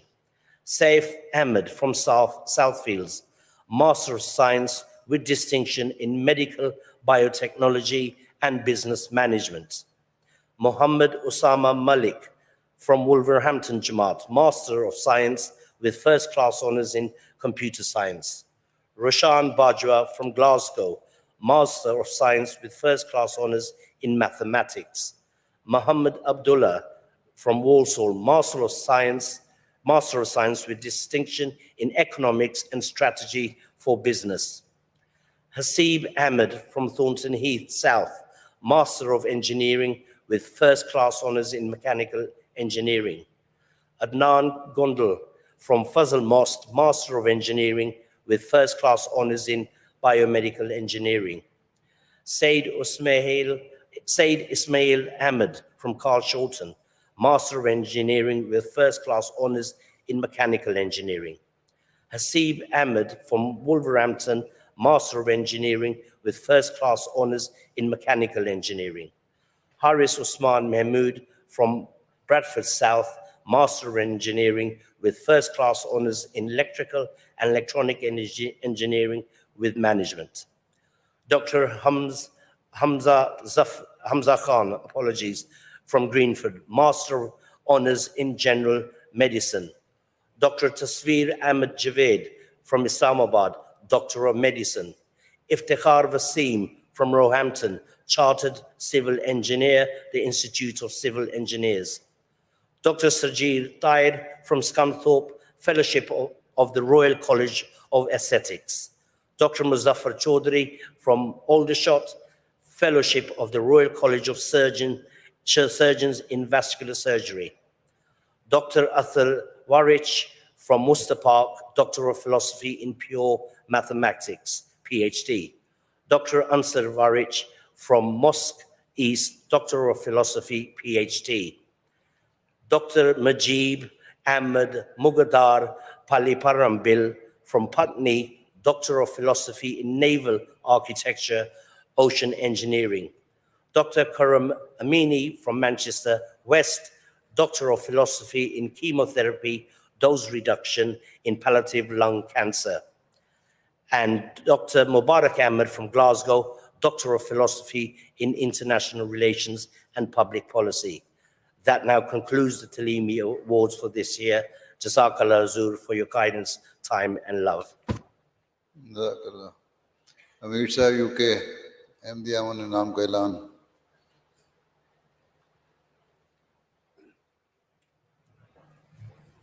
Assalamu alaikum, Huzur Akhtas, and all the participants of this Jalsa Salana. Bismillahir Rahmanir Rahim. The Ahmadiyya Muslim Prize for the Advancement of Peace is an international award that was launched in 2009. It is an award in recognition of an individual or an organization's contribution to the advancement of cause for peace. This year, we announced the winner of the 14th Peace Prize. Dr. Tada Toshi Akaba is from Japan and was for many years an academic teaching in both in the USA and Japan after having gained his PhD from Massachusetts Institute of Technology. Whilst at Tufts University, he developed a keen interest in nuclear disarmament and established the Hiba Kusa travel grant program to bring American journalists annually to Hiroshima to spot the experiences of those exposed to nuclear weapons in 1945. Over the years, he has continuously developed his conviction for the abolition of nuclear weapons, and in 1999 became the mayor of Hiroshima, serving the city for over a decade. He was previously elected president of the World Conference for the Mayors for Peace organization. During his tenure, it went on to win the World Citizenship Award for the Nuclear Age Peace Foundation in 2004, and also the Sean McBride Award for the International Peace Bureau in 2006. He also sits on the board of Advisory for Global Security Institute and is a counselor for the World Future Council, and in 2012 was appointed as the chairman of the Middle Powers Initiative, MPI. The MPI works with influential middle power countries to bridge the political divide between nuclear weapon states and non-nuclear weapon states, thus advancing practical proposals for nuclear disarmament. During the last 15 years, he's received international recognition for his tireless work as an advocate for abolition of nuclear weapons. Being awarded the International Nuclear Free Future Award in 2007, the Ramon Magsaysay Award in 2010, and the Otto Hahn Peace Medal for the United Nations Association of Germany. He works to raise the world's awareness of the consequences of nuclear war. It is more relevant than ever today, and his efforts to advance practical proposals for nuclear disarmament is vital to help reduce the threat of nuclear war. We are delighted to honor his work. The Ahmadiyya Muslim Peace Prize will be presented to him at the UK National Peace Symposium, inshallah. Jazakallah.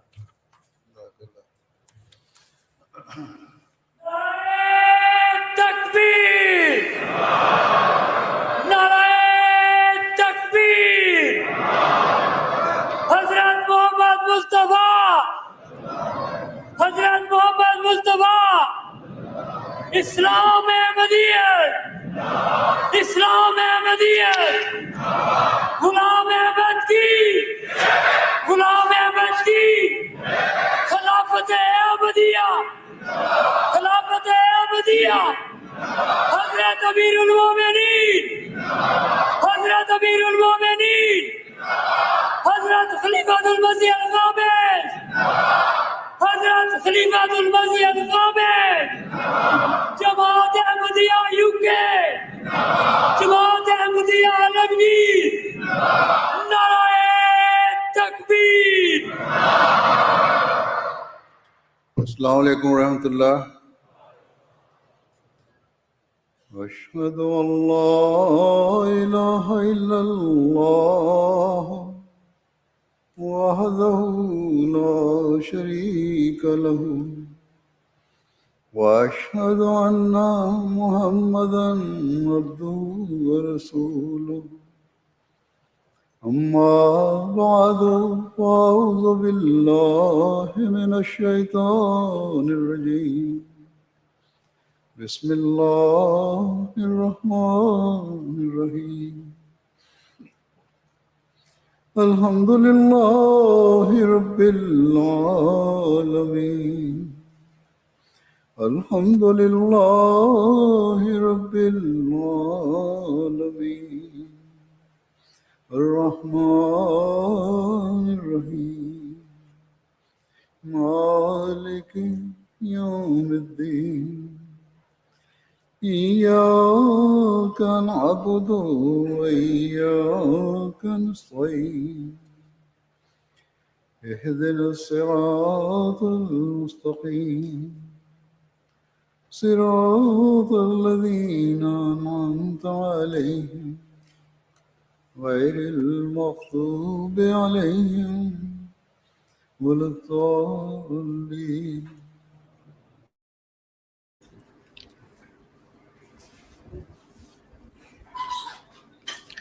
Islam berbagai kelompok, malah seluruh makhluk yang telah ditekalkan hak-haknya. Beberapa di antaranya saya telah sampaikan dalam Jalsa 2019. Kemudian dalam 2021 juga ada sebagiannya. Jadi secara penjelasan yang Allah Ta'ala di dalam Al-Quran disampaikan, kemudian Rasulullah Sallallahu Alaihi Wasallam, bagaimana baginda Sallallahu Alaihi Wasallam meletakkan hak-hak itu, dan sebagaimana yang mana Rasulullah Sallallahu Alaihi Wasallam punya pencinta sejati pada zaman ini, bagaimana beliau sampaikan. Jadi begitu banyak sekali kalau disampaikan berjam-jam lamanya, jadi tidak mungkin dapat disampaikan semuanya.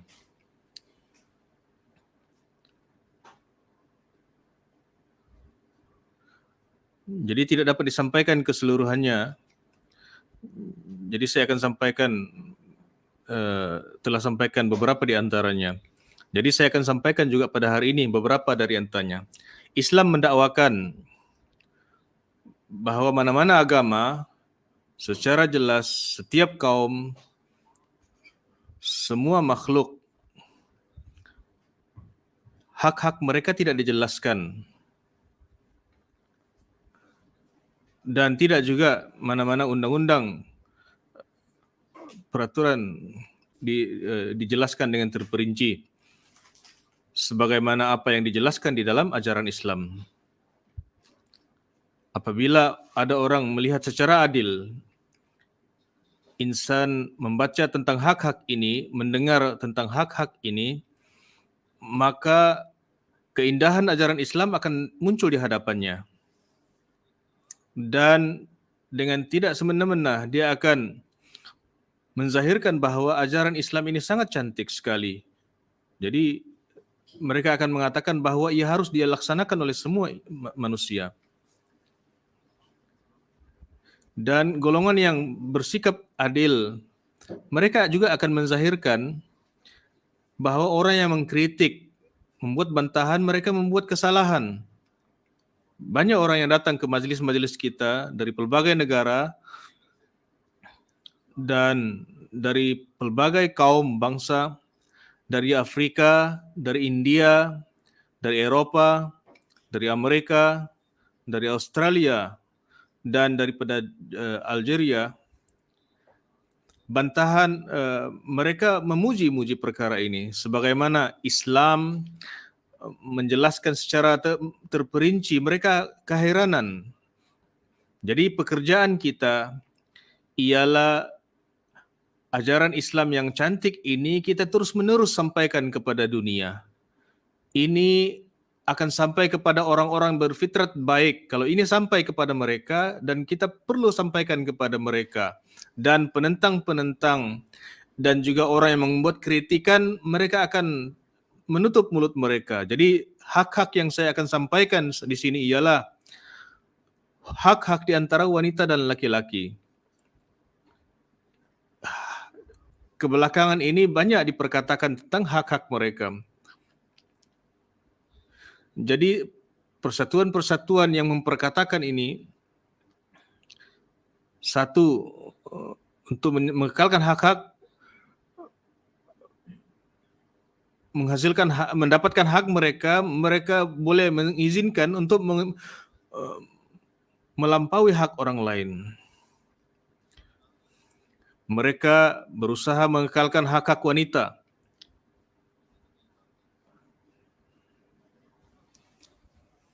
Dan sampai ke tahap untuk mendapatkan hak itu, mereka berusaha sampai ke tahap melampaui batas. Begitu juga di antara hak-hak lelaki. Mereka sanggup melahirkan hak perkara yang tidak sepatutnya. Jadi hak yang sepatutnya diperolehi, mereka tidak dapat mencapainya. Jadi mereka sendiri mengakui bahwa hak persamaan di antara wanita dan lelaki dalam peringkat antarabangsa juga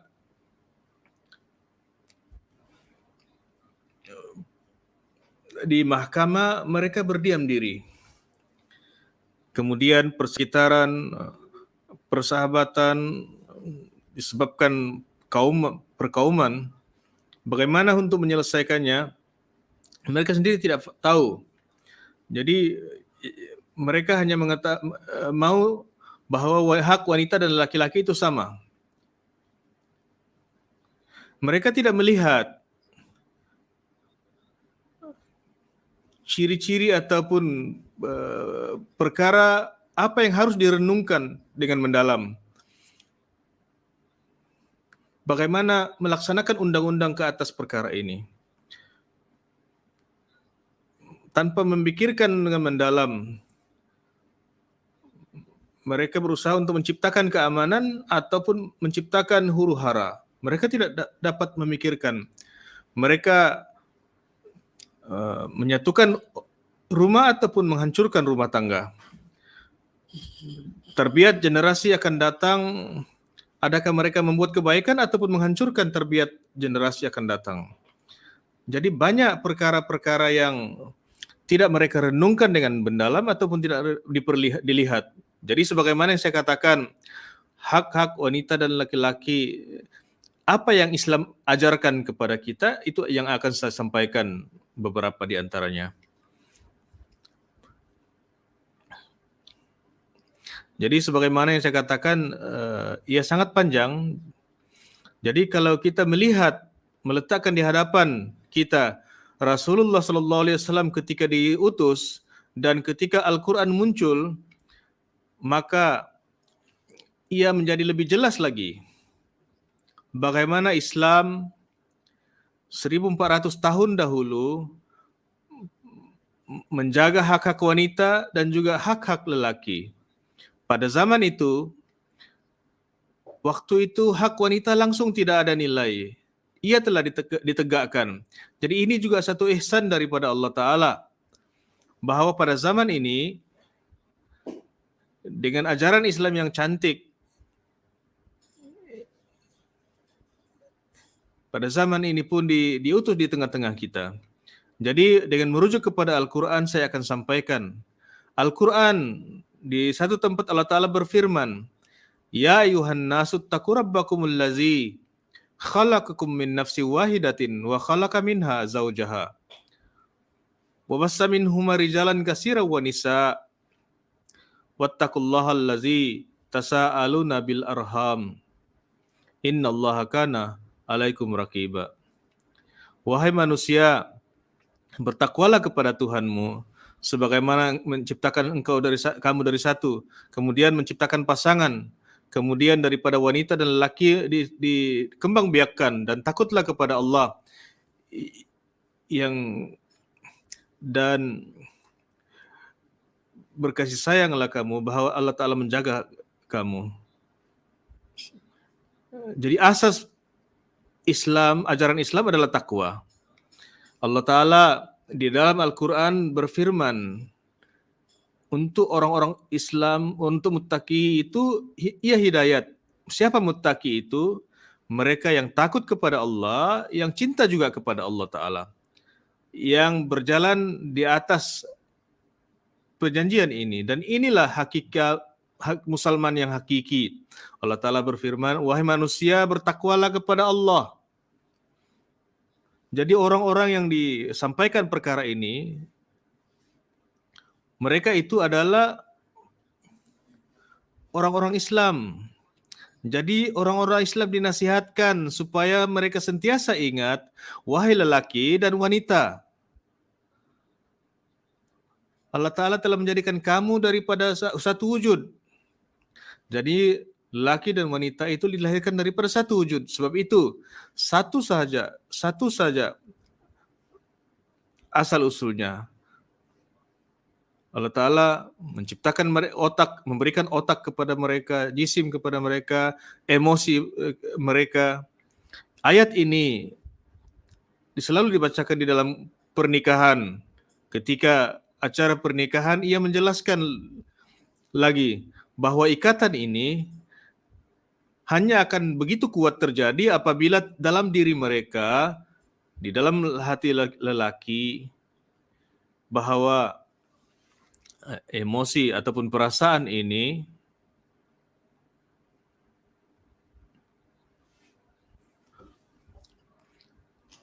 bahwa dari segi emosi ataupun perasaan, dari akal, pertimbangan akal daripada hak-hak wanita dan laki-laki itu adalah sama.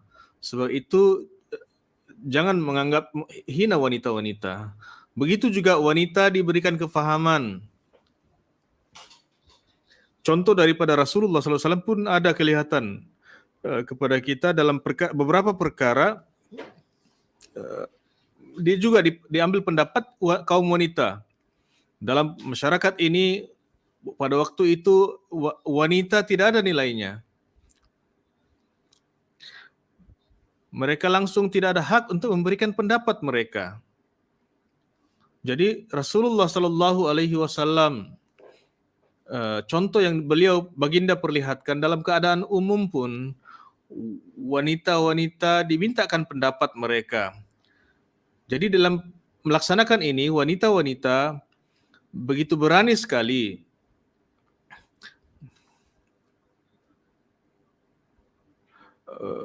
untuk menjawab di hadapan kaum laki-laki. Satu peristiwa ketika dalam perkara ini istrinya memberikan penjelasan ataupun cadangan bahwa kamu tidak ada hak untuk bercakap. Istrinya berkata ataupun berdiam dirilah. Zaman itu tidak lagi ada di mana Rasulullah SAW telah memberikan hak kepada kami untuk berbicara. Kami juga ada otak, akal fikiran. Dalam beberapa perkara kami boleh memberikan pendapat.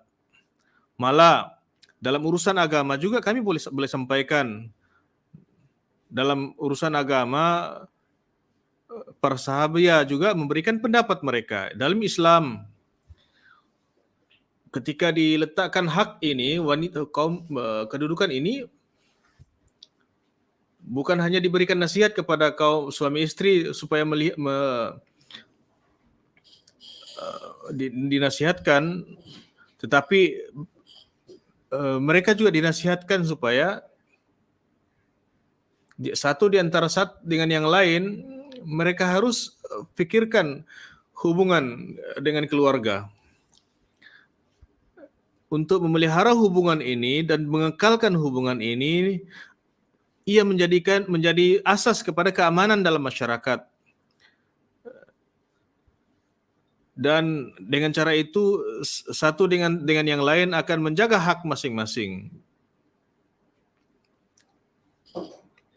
Kemudian dalam urusan warisan juga Islam, lelaki dan wanita juga telah diberikan hak-hak. Lelaki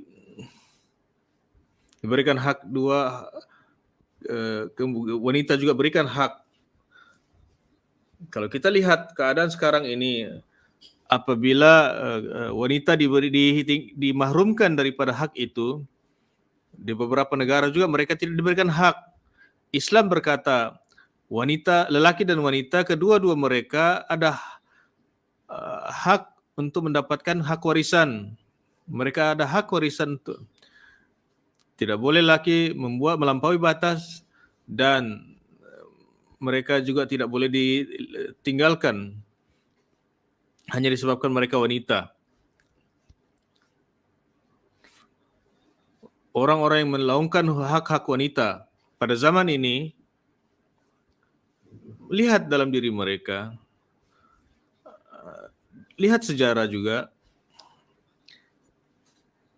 Sejarah mereka bukannya jauh ketika wanita-wanita ini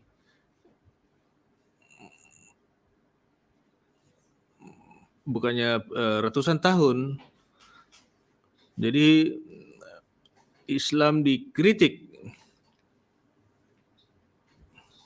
Apapun dalam perkara ini, ajaran Islam itu apa? Allah Ta'ala berfirman, lirrijali nasibum mimma tarakal walidani. Lirrajuli nasibum mimma tarakal walidani wal akrabun. Walinisa'i nasibum mimma tarakal walidani wal akrabuna mimma kallama minhu nasibum mafruda.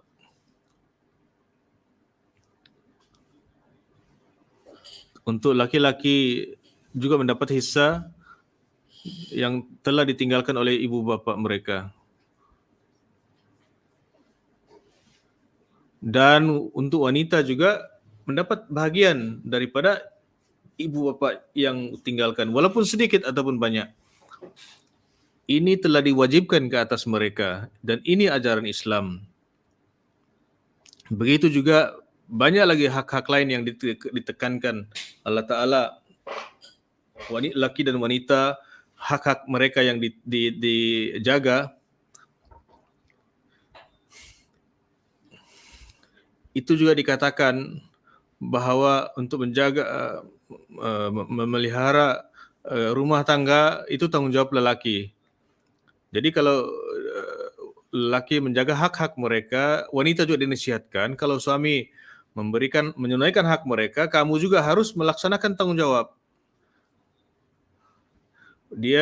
Wanita itu harus menjaga harta benda anak-anak dan kehormatan mereka harus dijaga. Jadi kedua-duanya diberikan perintah supaya menunaikan hak mereka satu sama lain, dan bukan hanya sekadar itu sahaja. Allah Ta'ala bukan hanya setakat itu sahaja, mereka diberikan hak persamaan. Ciri-ciri mereka ditekankan lagi. Kalau kamu laksanakan ini, wanita atau laki-laki, maka kamu layak untuk diberikan kurnia oleh Allah Ta'ala. Jadi Allah Ta'ala menekankan hak hukullah dan hukukul ibad. Kedua-dua mereka, lelaki dan wanita, diberikan jaminan ataupun arahan. Allah Ta'ala bukan hanya sekadar mengampunkan kamu, malah diberikan kemenangan yang besar. Allah Ta'ala sendiri memberikan haknya kepada mereka. Apa hak hamba? Untuk meminta hak daripada Allah Ta'ala. Tetapi perlakuan Allah Ta'ala seolah-olah Allah Ta'ala memberikan hak-hak mereka. Jadi saya sampaikan satu, mukmin laki-laki dan mukmin wanita, ciri-cirinya disampaikan.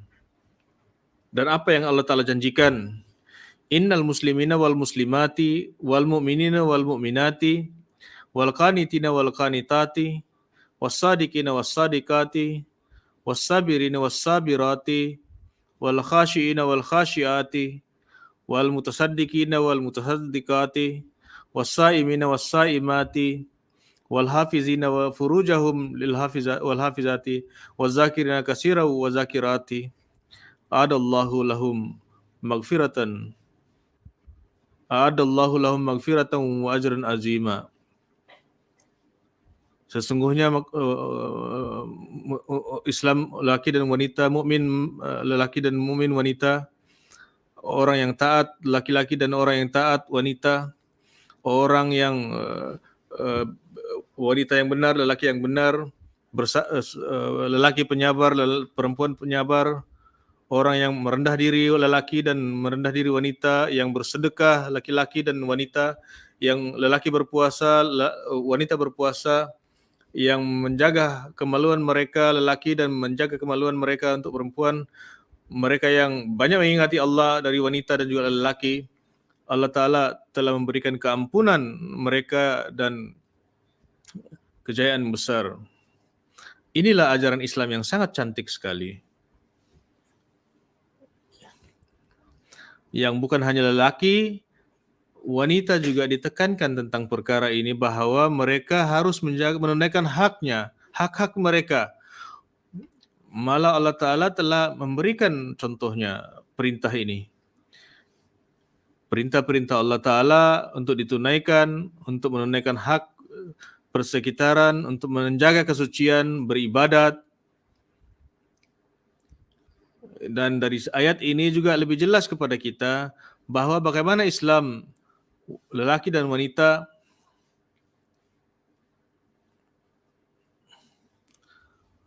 diberikan hak persamaan dalam setiap kebaikan, dalam setiap perkara. Kalau lelaki dapat pahala ganjaran, maka wanita juga dapat ganjaran. Islam, orang yang mengkritik Islam, yang membeza-bezakan di antara lelaki dan wanita, di sana dari segi tubuh badan dan untuk masyarakat yang aman, wanita dan lelaki, mereka harus memahami tanggung jawab masing-masing dan tunaikan supaya rumah tangga menjadi surga, gambaran surga. Orang yang mengkritik, membantah, rumah tangga mereka menjadi huru-hara karena mereka telah lupa tanggung jawab mereka, hak mereka. Mereka tidak memberi perhatian menunaikan hak-hak mereka.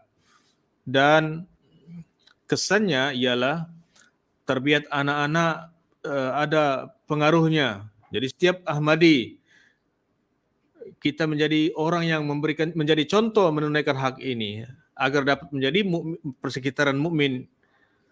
Saya sampaikan daripada hadis Rasulullah sallallahu alaihi wasallam yang mana baginda sallallahu alaihi wasallam dalam pelbagai sudut laki-laki diberikan nasihat.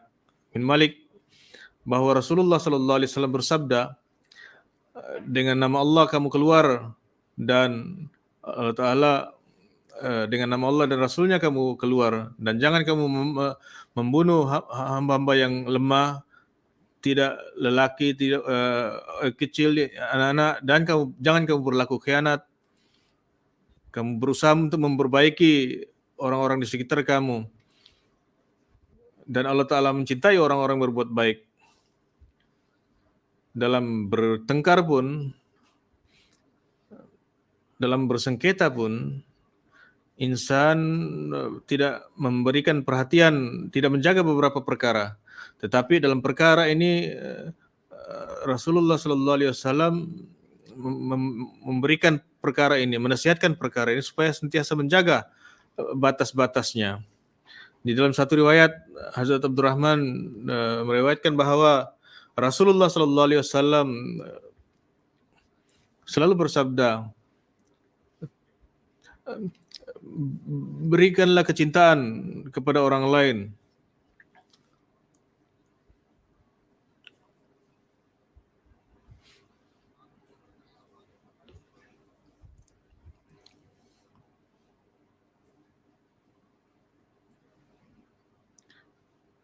Islam dikritik bahwa ia zalim.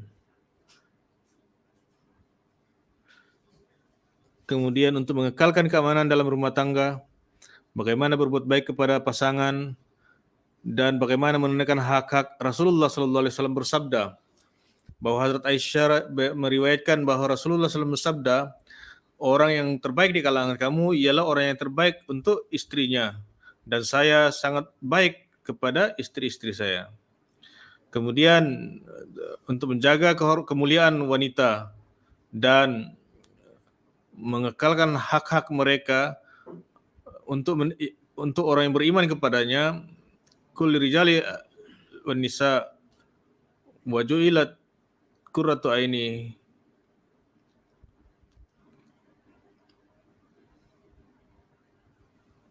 Bahwa Hazrat Anas meriwayatkan wanita dan haruman telah diberikan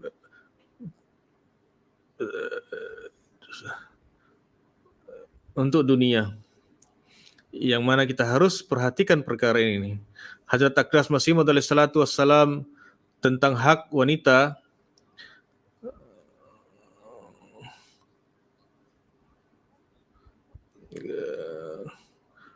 apapun kekurangan-kekurangan wanita itu kita dapat bertahan. Sangat memalukan kalau ada lelaki yang tidak bersabar atas perlakuan wanita.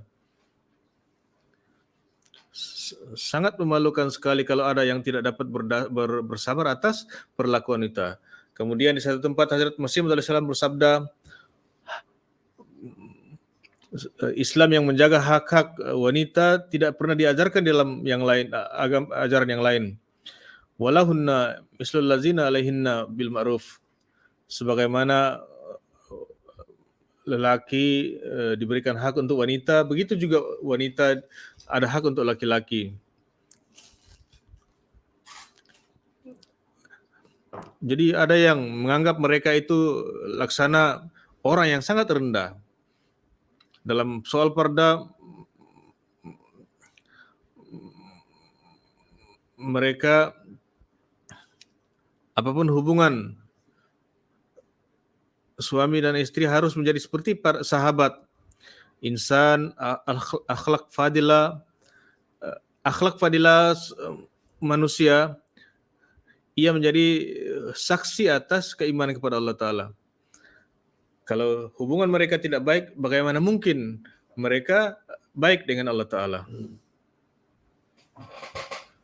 Rasulullah SAW bersabda bahwa khairukum li ahli, orang yang terbaik di antara kamu yang baik kepada pasangannya. Hadrat Aqdas Masih Maud alaihi salatu wassalam di satu tempat bersabda, Al-Quran memberikan perintah bahwa wanita harus dijaga dengan sebaik-baiknya dan jangan ditalak. Dari situ pun dapat dijelaskan bahwa Islam sangat menjaga hak-hak wanita.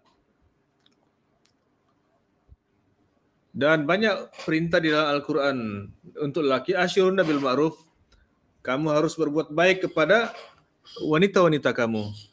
Setiap orang yang berakal dapat tahu bahwa bagaimana seharusnya mereka berbuat kepada istrinya. Selain itu, bukan hanya untuk lelaki, apabila melihat keburukan, mereka harus memberikan, maksudnya bukan hanya lelaki diberikan hak untuk menceraikan pasangannya, tetapi begitu juga wanita ada hak untuk mengambil khula. Apabila wanita mendapati suaminya zalim, melampaui batas, ataupun ada saja ada perkara yang tidak boleh tahan lagi,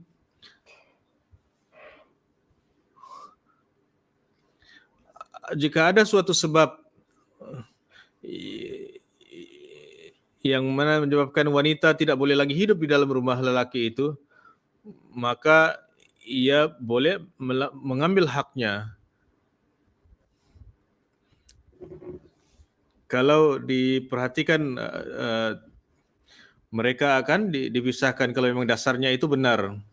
Tetapi dalam perkara itu lelaki harus dipanggil. Kenapa boleh terjadi seperti itu sampai harus berpisah? Kemudian di satu tempat beliau juga menjelaskan bahwa sangat penting untuk jemaat kita, wanita harus diajarkan tentang menghindarkan diri, yaitu tanggung jawab lelaki menjaga wanita-wanita, menjaga hak mereka.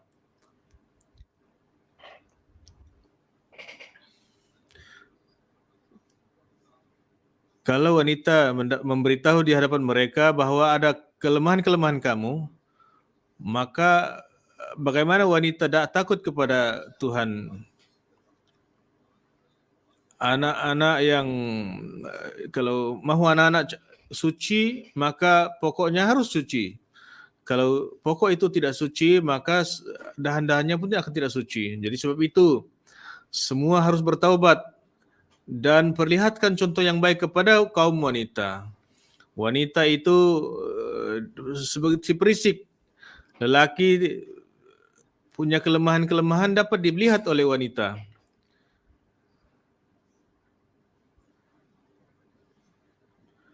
Apabila suami berada dalam jalan dasar yang benar, maka dia akan menjadi lurus. Jadi memberikan contoh adalah tanggung jawab lelaki. Semua wanita-wanita dan lelaki dan semua wanita-wanita para nabi semuanya baik.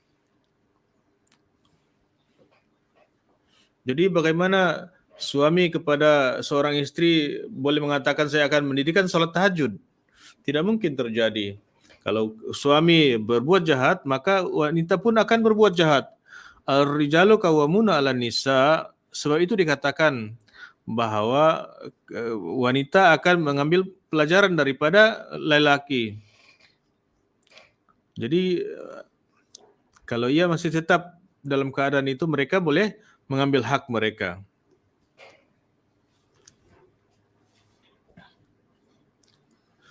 Ada yang mengatakan bahwa mereka itu orang yang besar, bahwa kami boleh bertindak apa sahaja yang kami nak buat. Jadi itu bukan cara yang benar.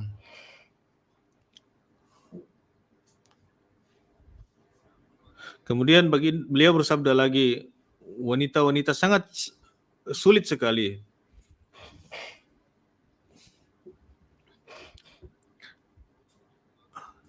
Kalau mereka bekerja dan dianggap jahat, satu perkara yang harus dilaksanakan, kalau mereka perkatakan yang buruk-buruk, kalau ia tidak bertentangan dengan perintah Tuhan, maka apa salahnya di situ? Jadi dalam perkara ini jangan sampai ia terjadi perbuatan maksiat. Jadi sebab itu beliau dibawa keluar selalu. Tetapi ini perkara di beberapa negara Asia mengurung wanita-wanita. Kenapa wanita-wanita harus keluar? Tidak dilarang untuk keluar dari rumah, tetapi harus menjaga aurat mereka. Orang-orang Eropa mengkritik tentang Islam, tentang menutup aurat.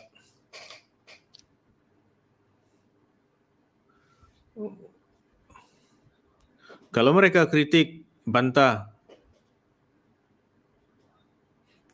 bahwa tidak ada rasa malu,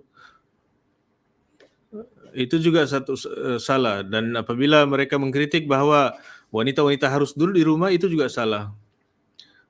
Bahwa Rasulullah SAW selalu membawa Hadrat Aisyah keluar rumah. Tetapi berkenaan dengan parda, dengan menutup aurat, itu harus ditekankan juga. Jadi saya sampaikan rujukan-rujukan itu, kebanyakannya tentang hak wanita. Tentang hak lelaki dijelaskan secara terpisah. Dan sangat kurang sekali. Sebab itu di dalam masyarakat, lelaki kelihatannya baik.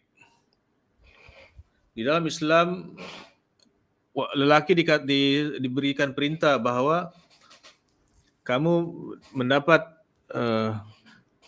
hak dengan cara yang lurus ataupun yang bengkok. Yang bukan hak kamu pun mereka tetap ambil hak mereka, hak itu. Terutama sekali kawasan-kawasan yang kurang pendidikan, mereka merampas hak wanita. Dan negara-negara yang belum maju, sebab itu terjadi wanita-wanita diperlakukan dengan cara yang tidak baik. Kalau ambil hak itu, itulah yang diajarkan di dalam Islam.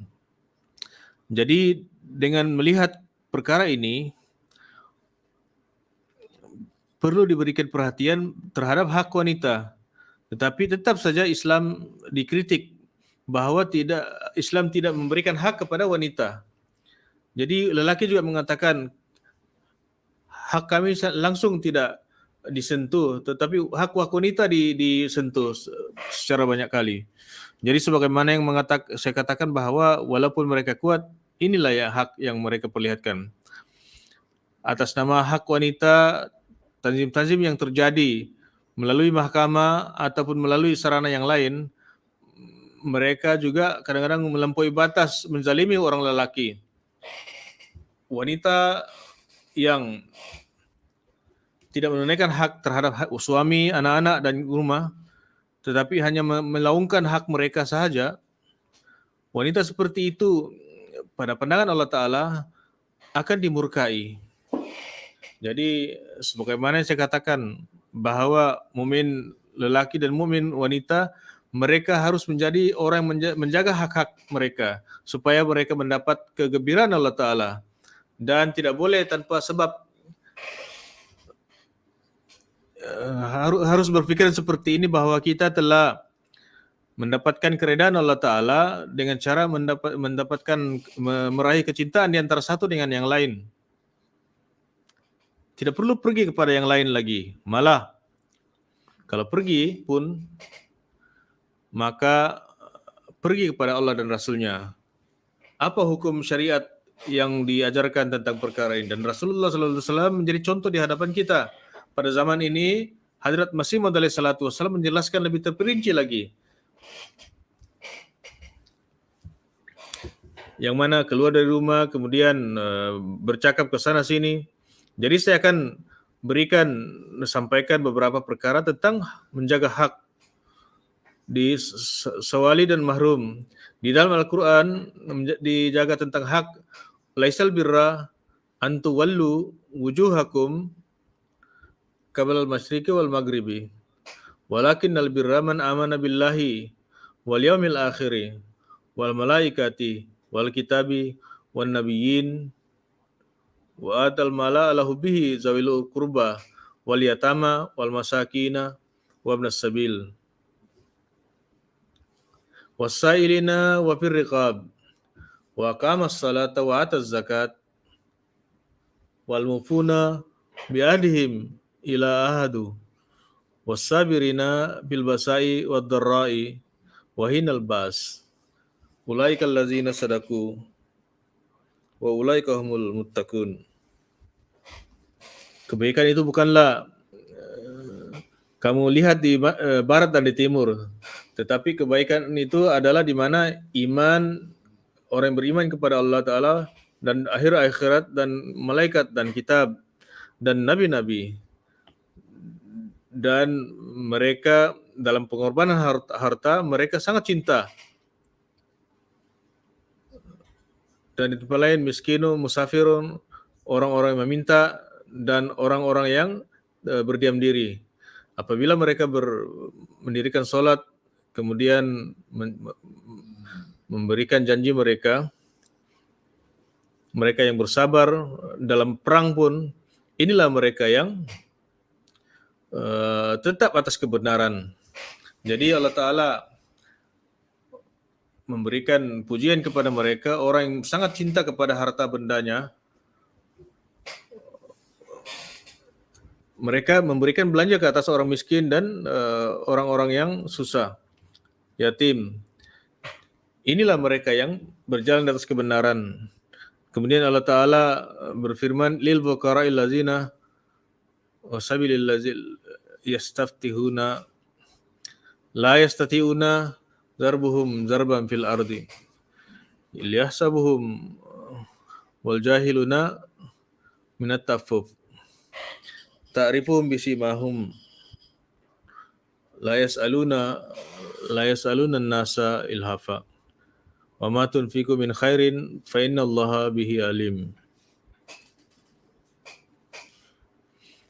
Jadi mereka bersedekah untuk orang memerlukan.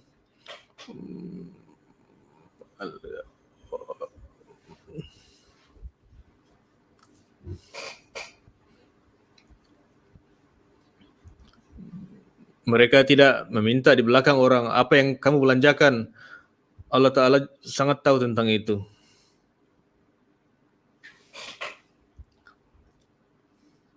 Hadrat Muslim Maud radhiyallahu anhu juga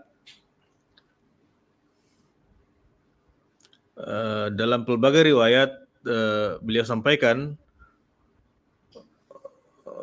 wasaili wal marhum, yaitu orang yang minta dan orang yang berdiam diri. Di satu tempat beliau bersabda, sadqa nafal, ia boleh melahirkan kasih sayang, ia tidak wajib. Tetapi orang-orang jiran-jiran yang memerlukan, ia diserahkan kepada orang-orang di sekitarnya. Sebab itu di dalam Islam diajarkan supaya sesuai dengan keadaan harta benda mereka laksanakan. ia boleh melahirkan kasih sayang di antara satu dengan yang lain. Jadi setiap orang diberikan nasihat tentang perkara ini, dan Al-Quran mengajarkan tentang perkara ini. Allazina yunfikuna amwalahum bil-laili wan-nahari sirra wa alaniyatan walahum ajruhum inda rabbihim wala khaufun alaihim walahum yahzanun. Yang berbelanja siang dan malam secara tersembunyi atau secara jelas, maka ganjaran mereka di sisi Tuhan. Mereka tidak takut kepada masa akan datang dan juga tidak bersedih. Jadi dari ayat ini jelas kepada kita bahwa bukan tentang itaat kerajaan yang melaksanakannya. Zakat tidak boleh disampaikan secara sendiri. Ia merupakan nafli sedekah yang dia buat sendiri, yang kadang-kadang dia sampaikan secara jelas, kadang-kadang secara tersembunyi. Ini dibuat secara tersembunyi supaya orang yang dibantu itu tidak mendapat malu. Jadi orang yang lemah, mereka tidak memohon, minta-minta. Mereka itu diberikan bantuan secara tersembunyi. Dikatakan juga bahwa mereka disebabkan kelemahan itu, mereka dapat fokus untuk memberikan bantuan. Jadi orang-orang berbuat seperti itu, ganjaran untuk mereka ada di sisi Tuhan. Di dalam Al-Quran pun dikatakan bahwa perbelanjaan itu harus diberikan kepada orang yang memerlukan, sebagaimana orang miskin yang minta-minta. Islam juga membelanjakan harta seperti itu untuk mereka. Mukmin, daripada harta mukmin itu ada hak orang-orang yang meminta-minta. Jadi ingat bahwa Muslim Maud mengatakan bahwa ingatlah ayat Al-Quran Sa'il itu yang menjadi orang meminta-minta. Itu bukannya pekerjaan.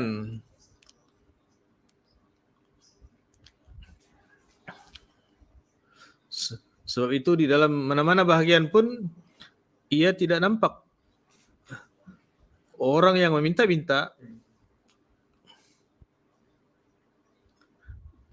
Ia bertentangan dengan ketawakalan.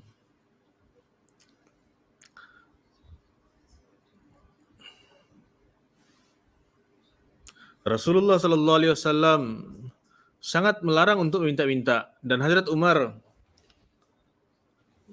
dalam perkara ini sangat tegas bahwa kalau ada yang meminta-minta, maka ia digalakkan supaya berusaha sendiri. Orang minta-minta yang benar-benar tidak boleh bekerja lagi. Dan tanggung jawab untuk mereka itu telah dibawakan di tanggung jawab kerajaan. Orang-orang yang sudah tua dan menjaga mereka itu adalah tanggung jawab kerajaan. Kalau kita lihat, jelas kepada kita bahwa di sisi Tuhan orang-orang minta-minta itu adalah mereka mengambil bantuan, tetapi keadaan mereka tidak mendapat pendapatan yang lebih banyak karena ahli keluarganya ramai.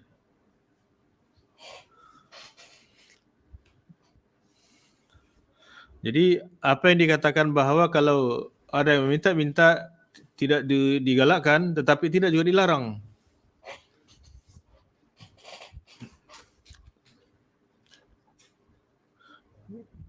Karena saudara yang lain harus menjaga ataupun menanggung beban saudaranya yang lain.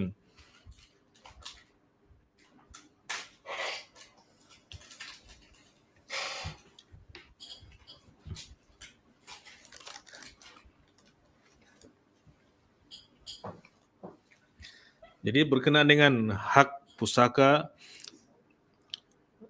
ada hak untuk orang-orang mukmin itu, ada hak untuk orang yang meminta-minta dan juga orang-orang yang berdiam diri. walaupun disebabkan miskinan, mereka tidak meminta.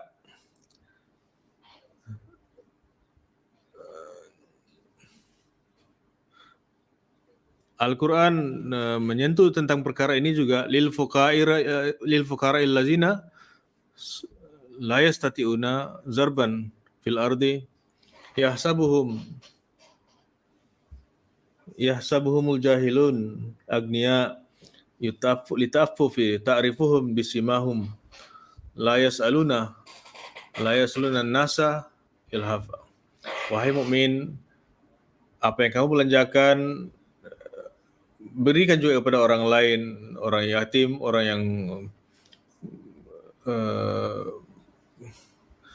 yang kesana sini meminta pekerjaan tetapi tidak dapat. Jadi sebab itu harus juga dipikirkan orang-orang yang berdiam diri atau tidak minta-minta, dan ia dapat diketahui melalui wajah mereka. Jadi jangan sampai tertipu bahwa mereka itu minta dengan lembut.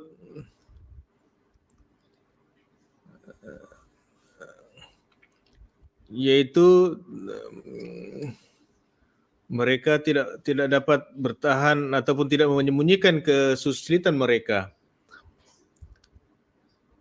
Ada orang yang seperti itu di dalam Al-Quran, orang-orang tertentu. Lihatlah siapa yang layak menerimanya. Kemudian berikan hak mereka. Keperluan-keperluan mereka kita disempurnakan. Orang-orang yang mahrum juga, mereka tidak boleh meminta-minta. Dari segi itu mereka juga termasuklah orang yang bisu, yang peka, yang wanita yang menjaga wanita, orang anak kecil ataupun binatang yang tidak ada kuasa untuk meminta. Jadi orang yang berjalan di atas takwa, mereka melaksanakan tanggung jawab itu. Bagaimana orang diberikan hak kepada orang minta-minta? Rasulullah SAW berkenaan dengan perkara ini meriwayatkan bahwa Abu Barda daripada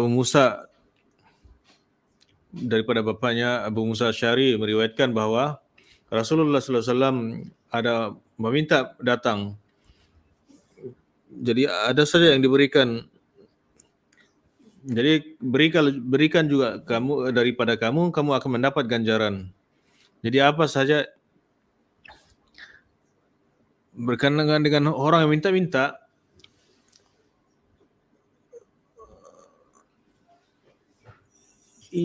mereka juga diberikan kepahaman supaya memberikan perhatian terhadap orang-orang yang tidak minta-minta. Kalau ada haknya, mereka harus diusahakan agar mendapat apa yang mereka inginkan. Jadi nasihat beliau untuk orang-orang yang seperti itu, hak mereka harus dilaksanakan.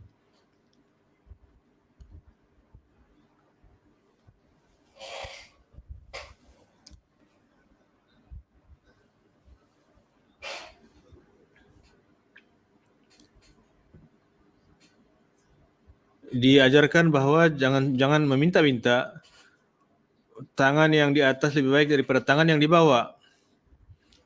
Tangan yang di atas yaitu orang berbelanja, dan tangan yang di bawah oleh orang yang minta-minta. Hadrat Ibnu Abbas meriwayatkan bahwa Rasulullah SAW bersabda, adakah kamu mau aku beritahu seseorang yang di sisi Allah Ta'ala yang paling baik? Kami berkatakan, kenapa tidak ya Rasulullah? Orang yang pergi kepada jalan Allah Ta'ala sehingga mereka terbunuh ataupun wafat, mereka keluar berjihad. Beliau juga berkata, yang paling baik di sisi Allah Ta'ala orang yang berjihad. Kemudian selepas itu, ya Rasulullah beritahulah, baginda bersabda, orang yang pergi ke tempat dan mendirikan sholat dan membayar zakat di sana. Ya, ini mereka keluar sembunyi-sembunyi dan mereka memberikan pengorbanan. Itu juga ganjaran yang besar.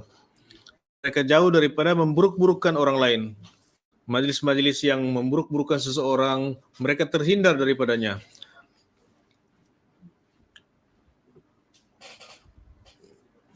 Di internet, di komputer, insan melihat banyak keburukan-keburukan, terutama sekali wanita, anak-anak muda. Dikatakan bahwa jauhkan semua dari situ, beri perhatian tentang terhadap pengorbanan harta. Ini juga dekat kepada jihad. Kemudian berkata juga bahwa adakah kamu tidak mau aku beritahu yang paling buruk? Kenapa tidak ya Rasulullah? Beritahulah. Orang itu ialah apabila dimintakan daripada nama Allah, mereka tidak memberikannya. Ada orang minta datang, mereka mencegah. Nah, itu mereka adalah orang yang paling jahat.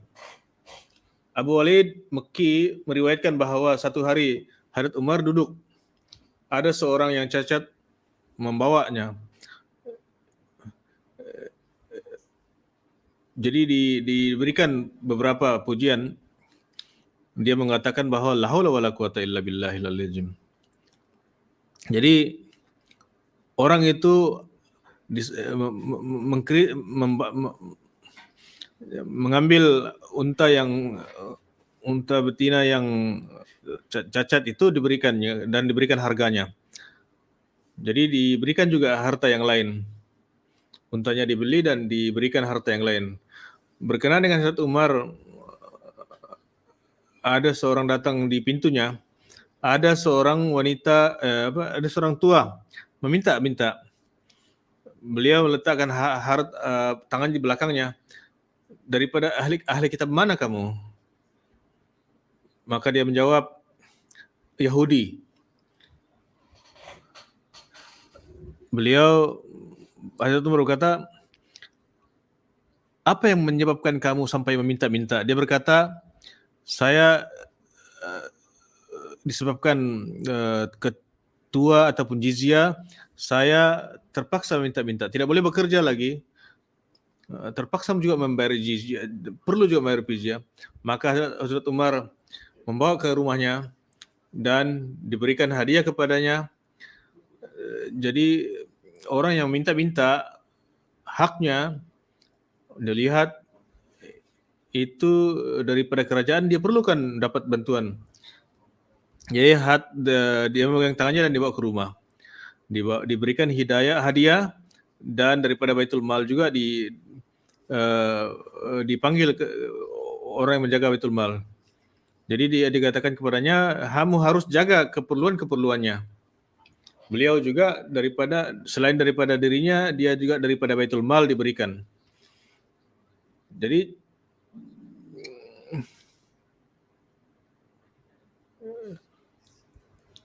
bahwa jangan sampai kita ambil jizyah daripada muda, kemudian bila dia tua, kita tidak berikan kepada mereka.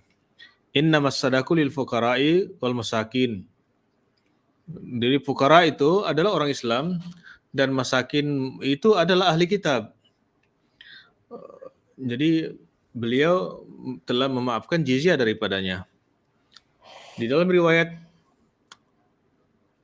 untuk menyukupkan ekonomi orang-orang biasa, Hadrat Umar mengumumkan orang yang mau meminta harta, mereka harus datang kepada saya. Sebagaimana yang telah dijelaskan sebelumnya, orang-orang minta, dia dikatakan bahwa bagaimana dihindarkan karena kebiasaannya ialah untuk mengumpul harta, meminta-minta untuk mengumpul harta, semuanya sudah dia perolehi, tetapi tetap saja meminta-minta. Tetapi kebanyakannya orang-orang yang meminta-minta secara benar, mereka diberikan hak. Hadrat Masih Maud SAW bersabda, ada orang yang biasa melihat orang yang meminta-minta, mereka merendah-rendahkan dirinya. selain daripada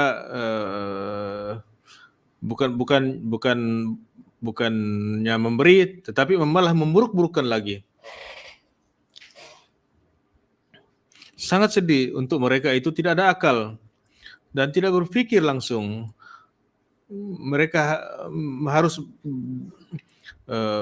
berpikir dan kalau ada orang yang meminta-minta, yang walaupun sehat, dia sendiri berdosa. Kalau ada orang minta-minta, walaupun dia sehat, tidak bekerja, besok memang kamu perlu nasihatkan dia.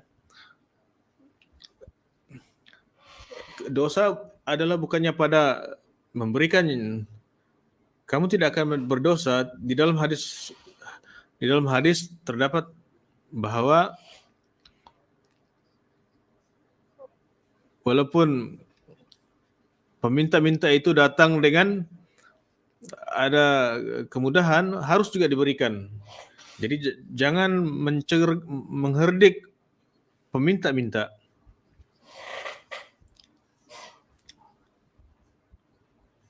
Ada yang kamu herdik meminta seperti itu, dan ada yang kamu jangan herdik orang-orang yang meminta seperti dengan akhlak menginginkan supaya jangan cepat marah kepada para peminta sedekah. Itu adalah cara Islam, cara syaitan. Karena itu satu perkara yang apabila kamu berbuat baik, maka ia akan memunculkan kebaikan yang lain. Begitu juga keburukan, dia akan menimbulkan keburukan yang lain. Jadi begitu juga Allah Ta'ala dalam setiap perkara diberikan jalan penyelesaian. Apabila peminta-minta diperlakukan dengan baik, dengan mudah, maka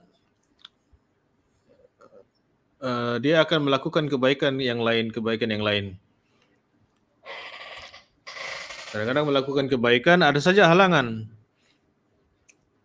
Kalau kamu membuat kebaikan, maka kamu akan dapat membuat kebaikan yang lain lagi. Hadrat Masih Maud SAW sendiri bagaimana beliau bertingkah laku. Hadrat Mirza Bashir Ahmad Sahib radhiyallahu anhu meriwayatkan bahwa satu kali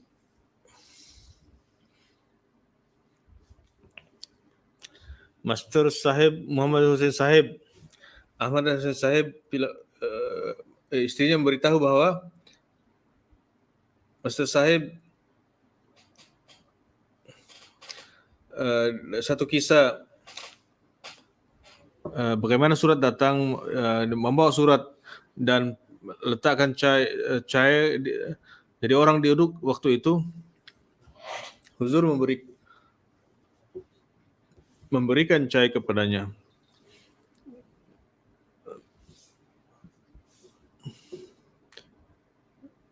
Dia diberikan cahaya itu, teh itu. Jadi orang itu penghantar surat itu mengatakan, saya juga biasa minum cahaya. Maka dia pun diberikan juga. Jadi dia mengatakan, jadi dari mana saya dapat gula dan susu? Kemudian dia diberikan juga rupiah untuk dapat membelinya. Di dalam satu riwayat yang lain juga dikatakan bahwa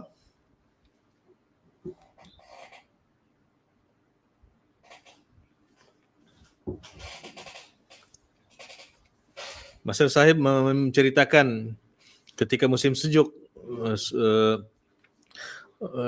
pos datang mengatakan bahwa Huzur, saya kesejukan, jadi berikan saya kot.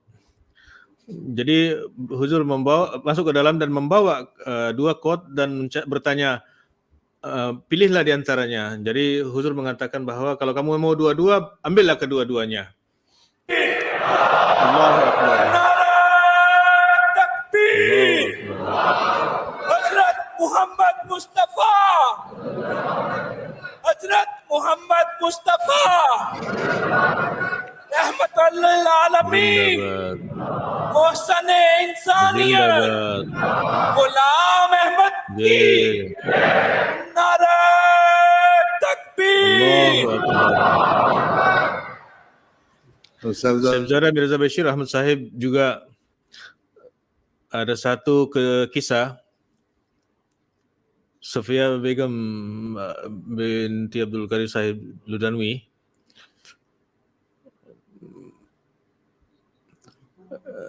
ada satu surat, ada orang yang meminta-minta Hazrat Sahib membuka kurtanya, dibawa rikce meminta baju. Hazrat Sahib membuka baju kurtanya dan memberikan kepadanya. Bapaknya mengatakan Allah Allah. Hazrat Mirza Bashir Ahmad Sahib juga meriwayatkan bahwa satu kali Hazrat Masih Maud alaihi salatu wassalam ketika masuk dari suatu tempat, ada yang meminta. Pada waktu itu orang-orang meminta-minta sampai suara orang meminta-minta itu hilang. Maksudnya tenggelam disebabkan ada orang mau jumpa. Jadi kedengaran suara orang minta-minta. Jadi apabila ditanya mana orang minta-minta tadi, orang berkata, Huzur, dia sudah pergi. Beliau masuk ke dalam dan tidak tenang. Kemudian dia terdengar lagi suara itu. Dia keluar dan meletakkan suatu amaun di tangannya. Jadi saya disebabkan orang meminta sedekah itu, saya tidak tenang. Saya berdoa supaya Allah Ta'ala membawa kembali peminta sedekah itu datang. Jadi surah Zariyat ayat 20, Huzur Masakin dan Ibnu Sabil juga ada hak untuk mereka. Dijelaskan wa fi amwalihim hakul lisailin wal mahrum. Dalam harta insan itu orang yang meminta, orang miskin, ada hak mereka. Karena orang miskin hari ini mereka miskin, besok miskin. Hari ini kaya, besok miskin. Jadi mereka harus berbuat baik. Seluruh dunia kalau melihat perkara ini, satu harta yang dia miliki bukan semuanya untuk dia. Allah Ta'ala telah memberikan harta itu untuk satu jemaat, bukan untuk Zaid dan Bakar. Kalau Zaid dan Bakar sudah menjadi kaya, maka hak yang orang-orang lain punya hak akan menjadi batil. Mereka disebabkan suatu usaha keras, Zaid dan Bakar punya hak memang ada. Tetapi mereka dalam harta mereka itu juga ada hak orang lain. Wa imma rahmatan mir rabbika terjuha qalam maisura. Ada dua makna dalam ayat ini. Akum lil aqraba masakin, hindari mereka karena kamu tidak dapat memberikannya. Jadi hindari mereka itu bahwa akan apabila mendapat taufik dia akan tolong. Dan makna yang kedua, mereka berpikiran bahwa kalau saya berikan maka ia akan merosakkan mereka. Maka diberikan atas ada sebab-sebab tertentu, bukan karena bakhil. Maka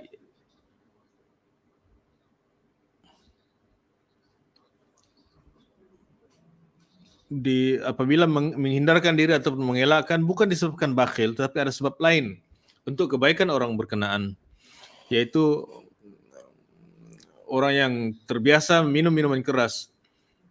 Dengan memberikan pertolongan kepada mereka, tidak berikan apa-apa kepada mereka, bahwa saya tolong, akhirnya kesehatannya telah menjadi rosak, mereka menjadi jahat. Jadi kalau saya tidak berikan apa-apa, maka dia akan terhindar daripada kebiasaan buruk itu. Jadi orang seperti itu tidak berdosa, malah membuat kebaikan. Di dalam hadis, kadang-kadang ada peminta sedekah datang kepada Rasulullah, Rasulullah SAW berdiam diri. Jadi orang meminta sedekah, kalau memang dia minta dan ada haknya, maka berikanlah. Tetapi kalau lihat juga, adakah itu amal soleh ataupun bagaimana? Jadi kita dalam meningkatkan amalan kita, kita menjadi orang yang menunaikan haknya, hak masyarakat, yaitu kita menjadi orang menunaikan hak anak-anak, suami istri, tunaikan hak masing-masing. Kalau kita buat seperti itu, maka persekitaran akan menjadi aman.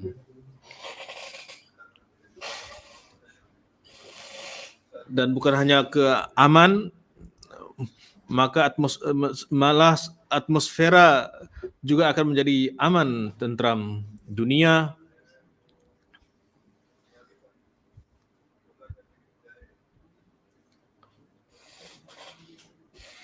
undang-undang dunia, kalau melihat contoh daripada kita,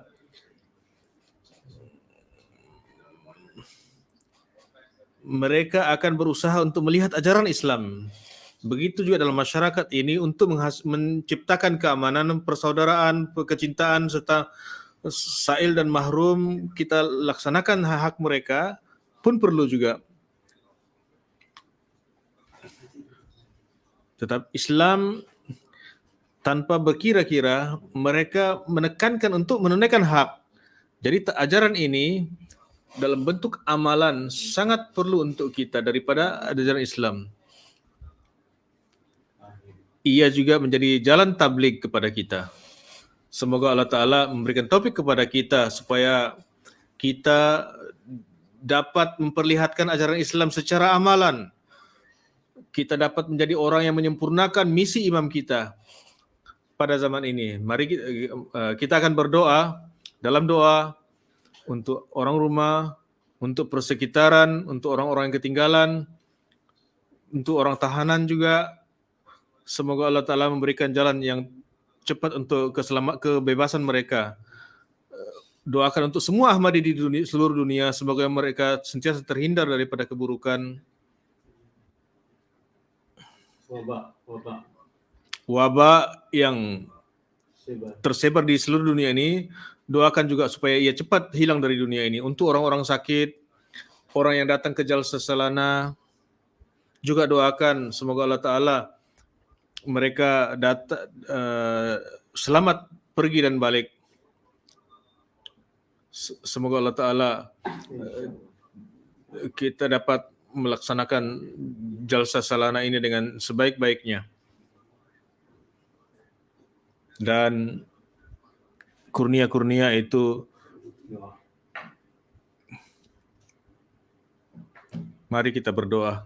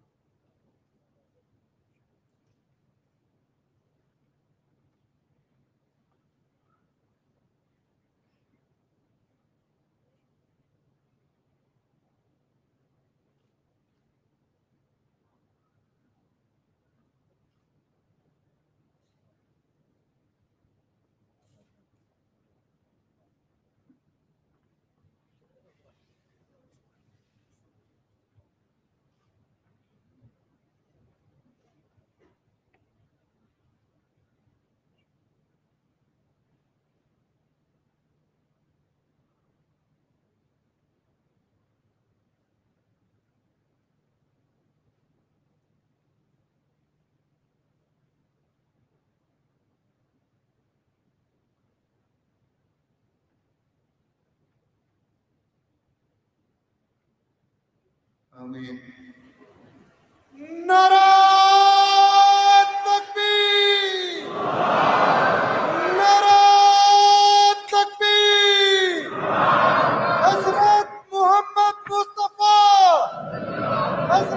محمد مصطفى اسلام احمدیت اسلام احمدیت غلام احمد کی غلام احمد کی خلافت احمدیہ خلافت احمدیہ حضرت امیر المومنین حضرت امیر المومنین حضرت خلیفۃ المسیح الخامس حضرت خلیفۃ المسیح الخامس جماعت احمدیہ عالم کی جماعت احمدیہ یوگ کے جلسہ سالانہ یوگ کے قادیان دارالعلوم نعرہ تکبیر. السلام علیکم ورحمۃ اللہ. حاضری کی رپورٹ پہلے سن لیں, ترانے جلدی سے سنیں گے. اس کے بعد کل حاضری اللہ کے فضل سے 26.649. Di situ wanita yang di-scan 11.862. Wanita lelaki 11.000, wanita 10.000 lebih. Anak-anak 1.500. Dengan kurnia Allah Ta'ala tahun ini 53 negara yang dapat live streaming.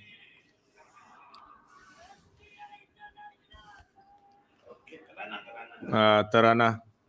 MTA International, MTA International, Jalsa Salana UK, Narae Takbir.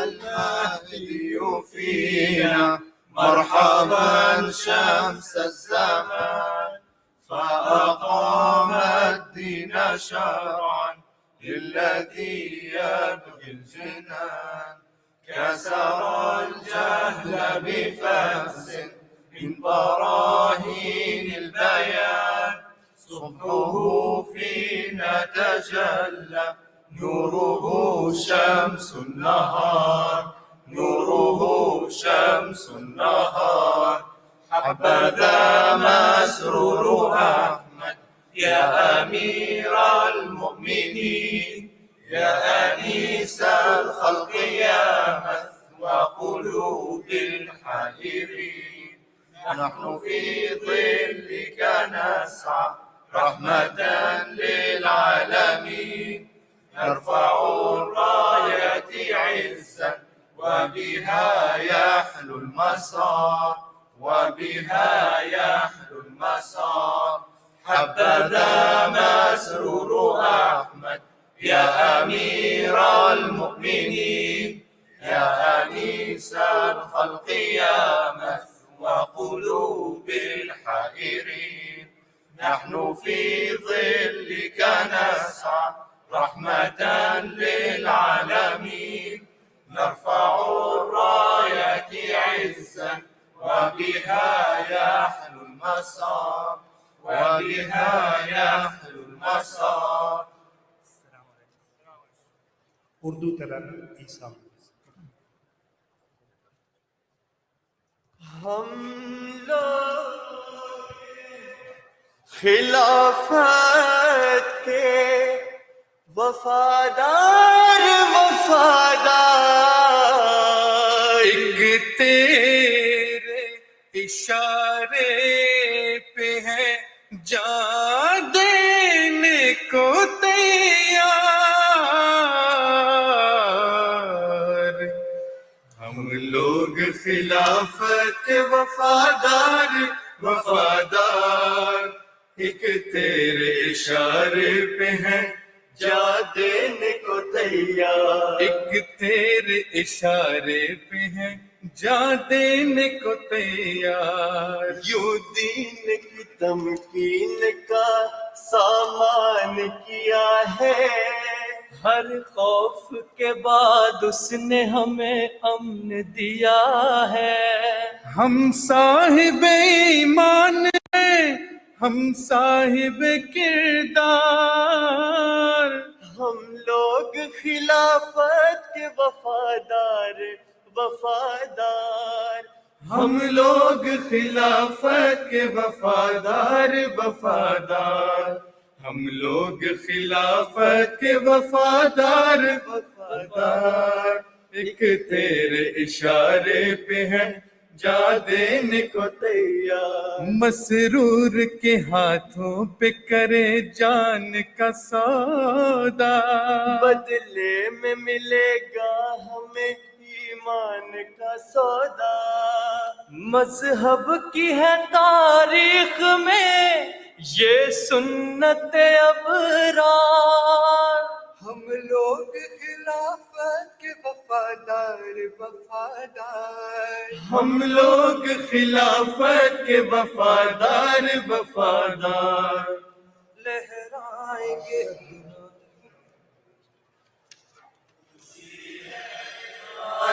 تابدی قوت شود پیدا، بہار و رونق اندر روزہ یہ ملت شود پیدا، بہار و رونق اندر روزہ یہ ملت شود پیدا، اگر یاراں کنوں پر غربت اسلام رحم آیت، بے اصحاب نبی نزد خدا نسبت شود پیدا، اگر امروز فکر عزت دیدر شما جوشد، شمارا نیز واللہ رتبت و عزت شود پیدا، شمارا نیز واللہ رتبت و عزت شود پیدا، سے بذل مال تر راہش کسی مفلس نمی گردد،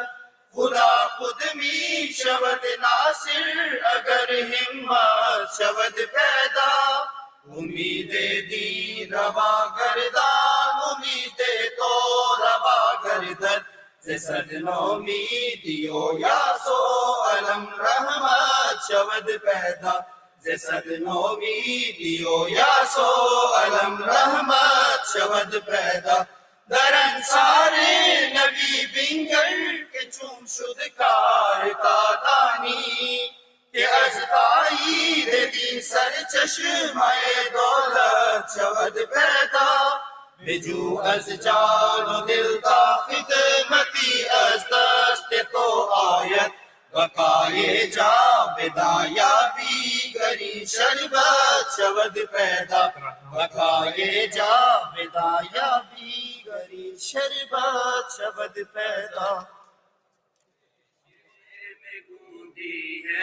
خلافت کی وفاداری اسی کا ہوں غلام ادنا، اسی کا ایک انصاری، خلافت ہی قیام امن عالم کی ضمانت ہے، رضا اس کی رضا حق تعالی کی ہے راہداری، رگو ریشے میں گوندی ہے خلافت سے وفاداری، اسی کا ہوں غلام ادنا، اسی کا ایک انصاری، علل اعلان کہتا ہوں کہ رسوائی مقدر ہے، میں آسمانی سے کرے گا جو بھی غداری، کرے گا جو بھی غداری، رگو ریشے میں گوندی ہے خلافت سے وفاداری، اسی کا ہوں غلام ادنا، اسی کا ایک مسیح وقت کے ہیں حضرت مسرور ابنائک، خدا نے ہی زمانے کی انہیں سونپی ہے سرداری، انہیں سونپی ہے سرداری، انہیں سونپی ہے سرداری، ان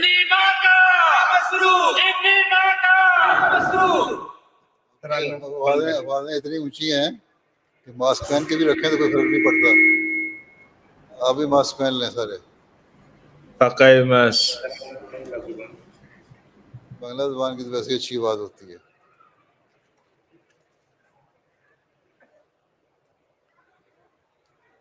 মহানবীর বারাকাতে পাক কুরআনের সাদাকাতে আসলো ইমাম মাহদি ধরায় সিলসিলা আজ খিলাফতে বিশ্ব বিজয় করতে মোরা সর্বহারা পাগল পারা লা ইলাহা ইল্লাল্লাহু মুহাম্মাদুর রাসূলুল্লাহ লা ইলাহা ইল্লাল্লাহু মুহাম্মাদুর রাসূলুল্লাহ. হে আল্লাহ আমার করুণা তোমার করলে দান পার মুহাম্মদ রাসূল প্রিয় সৈয়দুল কৌনেন উপহার तेरे गिर्द घूमते रहे तेरे बिना चैन ना पाए ऐ शख्स तू जान है हमारी मर जाए अगर तुझे ना चाहे 100 बार मरे तो तेरी खातिर 100 बार जिए तो तुझको चाहे वो बादशाह देखो लाया है बहार थोड़े ही दिन रह गए खत्म इंतजार. हे अल्लाह আমার করুণা তোমার করলে দান পার মুহাম্মদ রাসূল প্রিয় সৈয়দুল কৌনেন উপহার মুহাম্মদ রাসূল প্রিয় সৈয়দুল কৌনেন উপহার.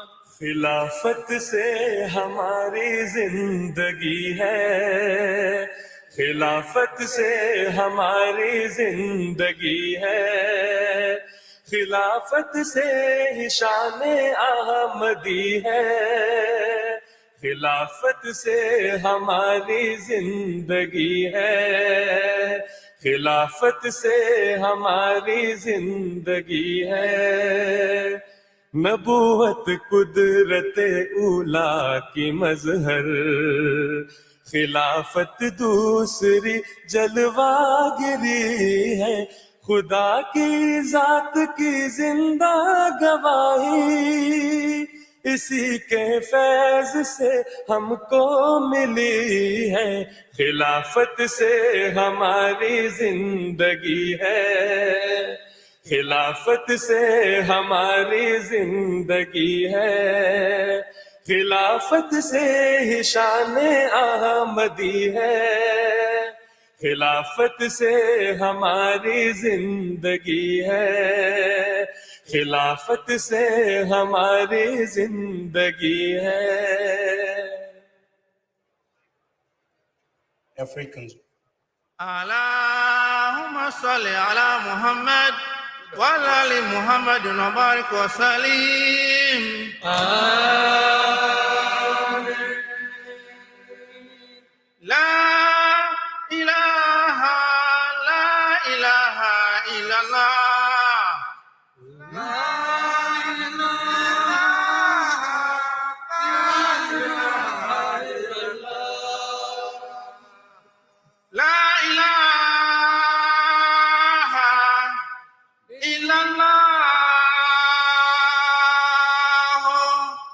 Muhammad Rasulullah. La ilaha illallah. Muhammad Rasulullah. La ilaha illallah. Muhammad Rasulullah. La ilaha illallah. Muhammad There is none worthy of worship except Almighty Allah, Prophet Muhammad, He is His messenger. La ilaha illallah Muhammadur Rasulullah. Kusabaka afoluwa Muhammadul ojisere. La ilaha illallah Muhammadur Rasulullah. Anidelo jisela baba. حضور آج کا آخری ترانہ جامعہ احمدیہ ہم تجھ سے محبت نہ کریں گر تو کریں کیا تجھ سے دم الفت نہ بھریں گر تو کریں کیا ہم تجھ سے محبت نہ کریں گر تو کریں کیا تجھ سے دم الفت نہ بھریں گر تو کریں کیا ہم آگے ہیں تیرے تو حفاظت کے لیے ہیں ہم پیچھے ہیں تیرے تو اطاعت کے لیے ہیں ہم دائیں کھڑے تیرے اقامت کے لیے ہیں ہم بائیں ہیں تیرے تو سعادت کے لیے ہیں سر پر جو فرشتے تیری نصرت کے لیے ہیں قدموں میں فتوحات غنیمت کے لیے ہیں قدموں میں فتوحات غنیمت کے لیے ہے چلو دنیا کی خاطر کام کو آسان کرتے ہیں وفا گر جرم ہے تو جرم کا اعلان کرتے ہیں خلافت ہے ہماری زندگی اور جانتے ہو تم خلافت ہے ہماری زندگی اور جانتے ہو تم حفاظت جان کی تو ہر طرح انسان کرتے ہیں چلو دنیا کی خاطر کام کو آسان کرتے ہیں وفا گر جرم ہے تو جرم کا اعلان کرتے ہیں چلو دنیا کی خاطر کام کو آسان کرتے ہیں وفا گر جرم ہے تو جرم کا اعلان کرتے ہیں چلو دنیا کی خاطر کام کو آسان کرتے ہیں وفا گر جرم ہے تو جرم کا اعلان کرتے ہیں وفا گر جرم ہے تو جرم کا اعلان کرتے ہیں وفا گر جرم ہے تو جرم کا اعلان کرتے ہیں وفا گر جرم ہے تو جرم کا اعلان السلام علیکم ورحمۃ اللہ وعلیکم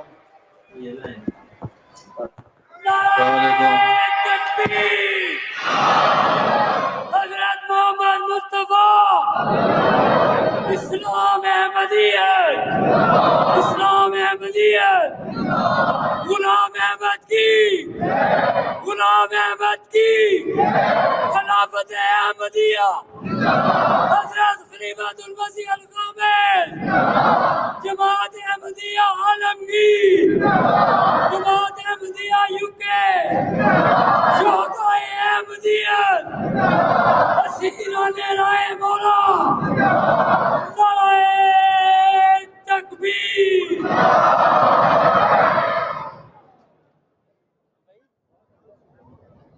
ٹھیک ہے